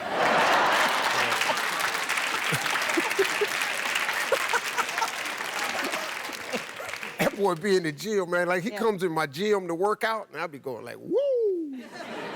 I'm impressed. Yeah, I bet. I mean, he's in great shape. Hey, we have to take a break, Steve. We'll be back after this. That's Steve Harvey, because he's so stupid. Yeah. Yeah. That's your new show, and it's Judge Steve Harvey, which is a great idea. As soon as I heard about it, I was like, this is like custom made for you. Tell everybody what you're doing. Well, you know, I decided to be a judge because I've done everything else. I mean, might as well just pass judgment. And so the way it happened was really an idea I came up with 12 years ago. And I'd never told anybody. And I was in a meeting with ABC execs, and they wanted me to do a sitcom. I told them I wasn't interested. They said, well, what would you want to do? I said, I want to be a judge on TV. The whole room got quiet, because everybody goes, they started hearing stuff. Has he been to law school? Does he? You know, good and hell well, I ain't been to law school. So I just wanted to be a judge. And I told them I wanted to do cases, real cases, but I wanted to use my humor. I wanted to use my improv skills, and then all of my money I've ever made has been with everyday people. That's my specialty, is everyday people. I resonate with them, and so. And you can tell when they're lying. I feel like you have a good detective. Oh, I know. You know, if you're standing in my courtroom and you lying, I know you lied. I've told thousands of lies. Thousands. I'm lying now. See that? You didn't even know that, did you? And I'm really good at it. But I got 2 screens in the courtroom where I can go out and actually do playbacks and show you where you were lying and let you see the look on your face when you told a lie. Because most people, you know, have rapid eye movement when they lie or something, and they flinch, and I know how to spot that, you know. And you are recognized mainly for Family Feud. Now you're going to be recognized as a judge, but like all over the world, right? I mean, everywhere, man. I'll tell you a story. I was in went to this island off of Cannes in the south of France, and the only way to get to this restaurant is by boat. And I walk in, and Elton John is there. And I've met him before, and so I'm sitting at the table, and my family's going, Daddy, Elton John is over there. And then all of a sudden, my daughter said, Daddy, Elton John's walking over here. And he stood up, he said, Steve, my man, and we hugged, and everybody in the restaurant was watching. And I talked to him, and he went back to his seat, and the DJ in the south of France started playing the Family Feud theme song. And everybody in that restaurant knew the song. And I started crying, man. It just made me cry, and my daughter said, Dad, why are you crying? I said, because I'm a hood guy. I'm from Cleveland, I come from nothing. And these people are doing the Family Feud theme song in the south of France. I went to Glenville High School. I have a damn diploma. And it just messed me up, man. That's very cool. Yeah. That's very cool. Well, I'm a fan. Judge Steve Harvey airs Tuesdays at 8 on ABC. And because I'm such a fan, when we come back, we're going to be playing Family Feud. We'll be back. All right, we're back with Steve Harvey. Portia and I love watching Family Feud. And since Steve's the host, I thought it would be fun to play a couple of rounds. My producers, Andy, Mary, Matt, and Jeannie are going to be on one team. Good answer. And then on my team, Twitch, Claudia, and Andy Zehner will be playing with me. We do push-ups after every rehearsal we do here, and to make the game more interesting, the losing team has to do a combined 75 push-ups. All right? And we will post that on our Instagram after this show. No planking, Mary. All right, very You good. don't plank. All right, Steve, you're the host. Take it away. All right, let's go. Welcome, let's play Family Feud.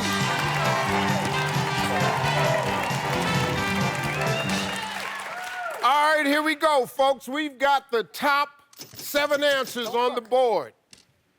Here we go.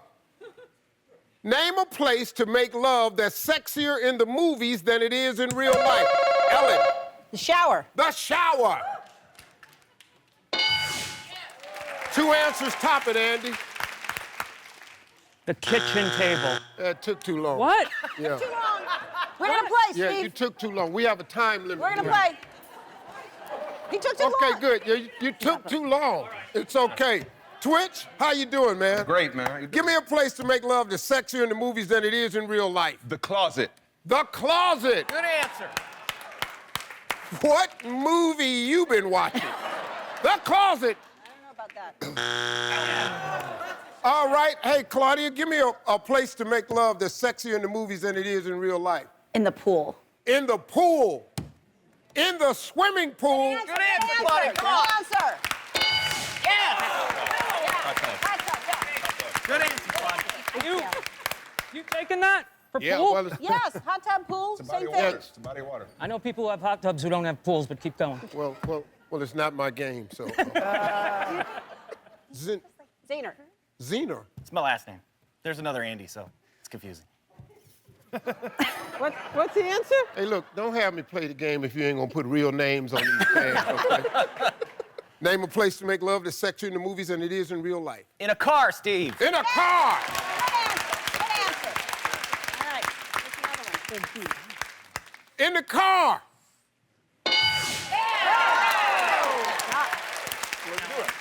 Ellen, we got 4 answers left. Give me a place to make love that's sexier in the movies than it is in real life. On the beach in the sand. On the beach in the sand. Not good. A lot of damage get done with that sand, folks. Don't try it at home. In the sand, small pebbles and grit.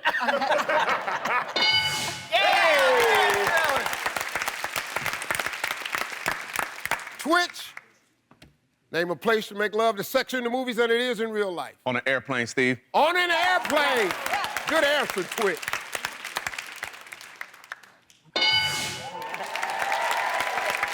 Guys are rolling. Claudia, only 2 answers left. Name a place to make love that's sexier in the movies than it is in real life. On a kitchen table. On the kitchen table. Claudia's telling on herself, kitchen table.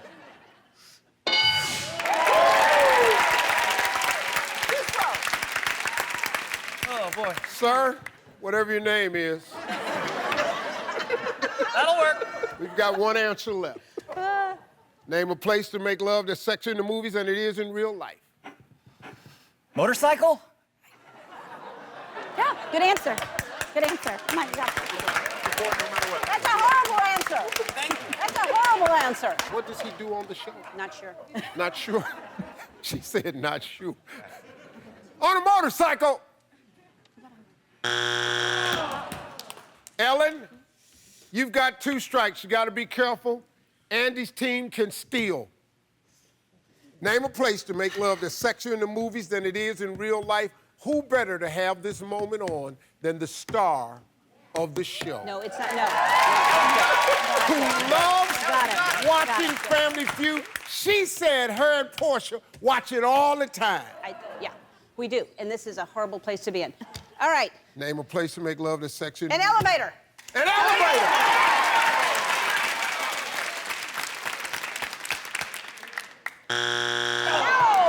We've got a chance to steal. They decided to just now talk it over. Here we go. That's when people, that's right, Steve Harvey. Yeah, none of these people watch your damn show. We watch. Name a place to make love that's sexier in the movies than it is in real life. In the office. I like it. In the office for the steal.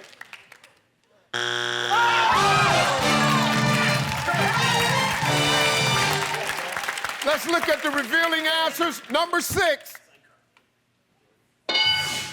Public park. We'll be back. More Family Feud after this. Hey, we're going to play more Family Feud when we come back right after this. Don't go away. All right, welcome back, everybody, to the world-famous Ellen DeGeneres Show. I'm Steve Harvey. That's Ellen. And we're playing an epic game of Family Feud right here. The score leads. Ellen's team is leading with 86 points. Andy's team not on the board. Let's go. Our next contestants are Twitch and Mary. Yep. Here we go. A lot of cheering for us. Here we go. The point values are double. We've got the top 6 answers on the board. Okay. Here we go. Name a specific exercise you might be self-conscious about doing at a nudist gym. Twitch. Jumping jacks. Yeah. Jumping jacks. Good answer. Wow. Pass or play? We're gonna play. We're gonna play. We're gonna play. Hey, Claudia, give me an exercise you'd be self-conscious about doing at a nudist gym. Sit-ups. Sit-ups. Good answer. Good answer. Here we go, sir. Name a specific exercise you might be self-conscious about doing at the nudist gym. Jump rope. Jump rope. Yeah. Come on, good answer. Okay.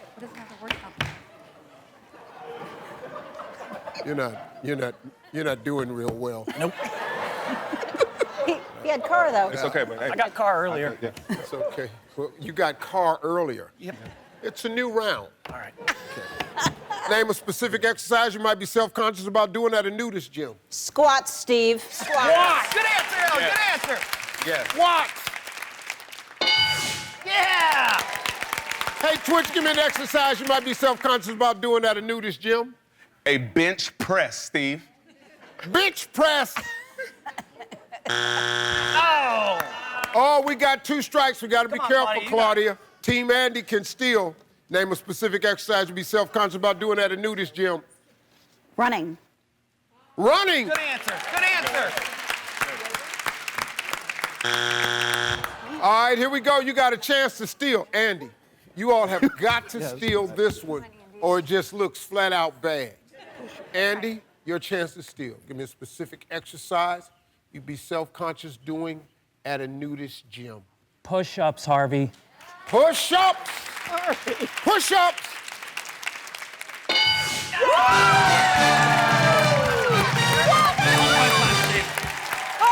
Look at our score! Look at our score! Double points, double money. Double points, double Let's money. take a look at the remaining answers. Number 5.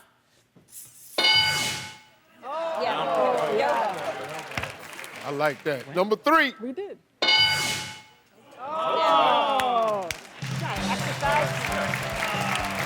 All right, Team Andy wins, which means you can catch Team Ellen push-ups on Instagram, and you can catch Steve weekdays Say on again. Family Feud. Check Did you your say local- we won?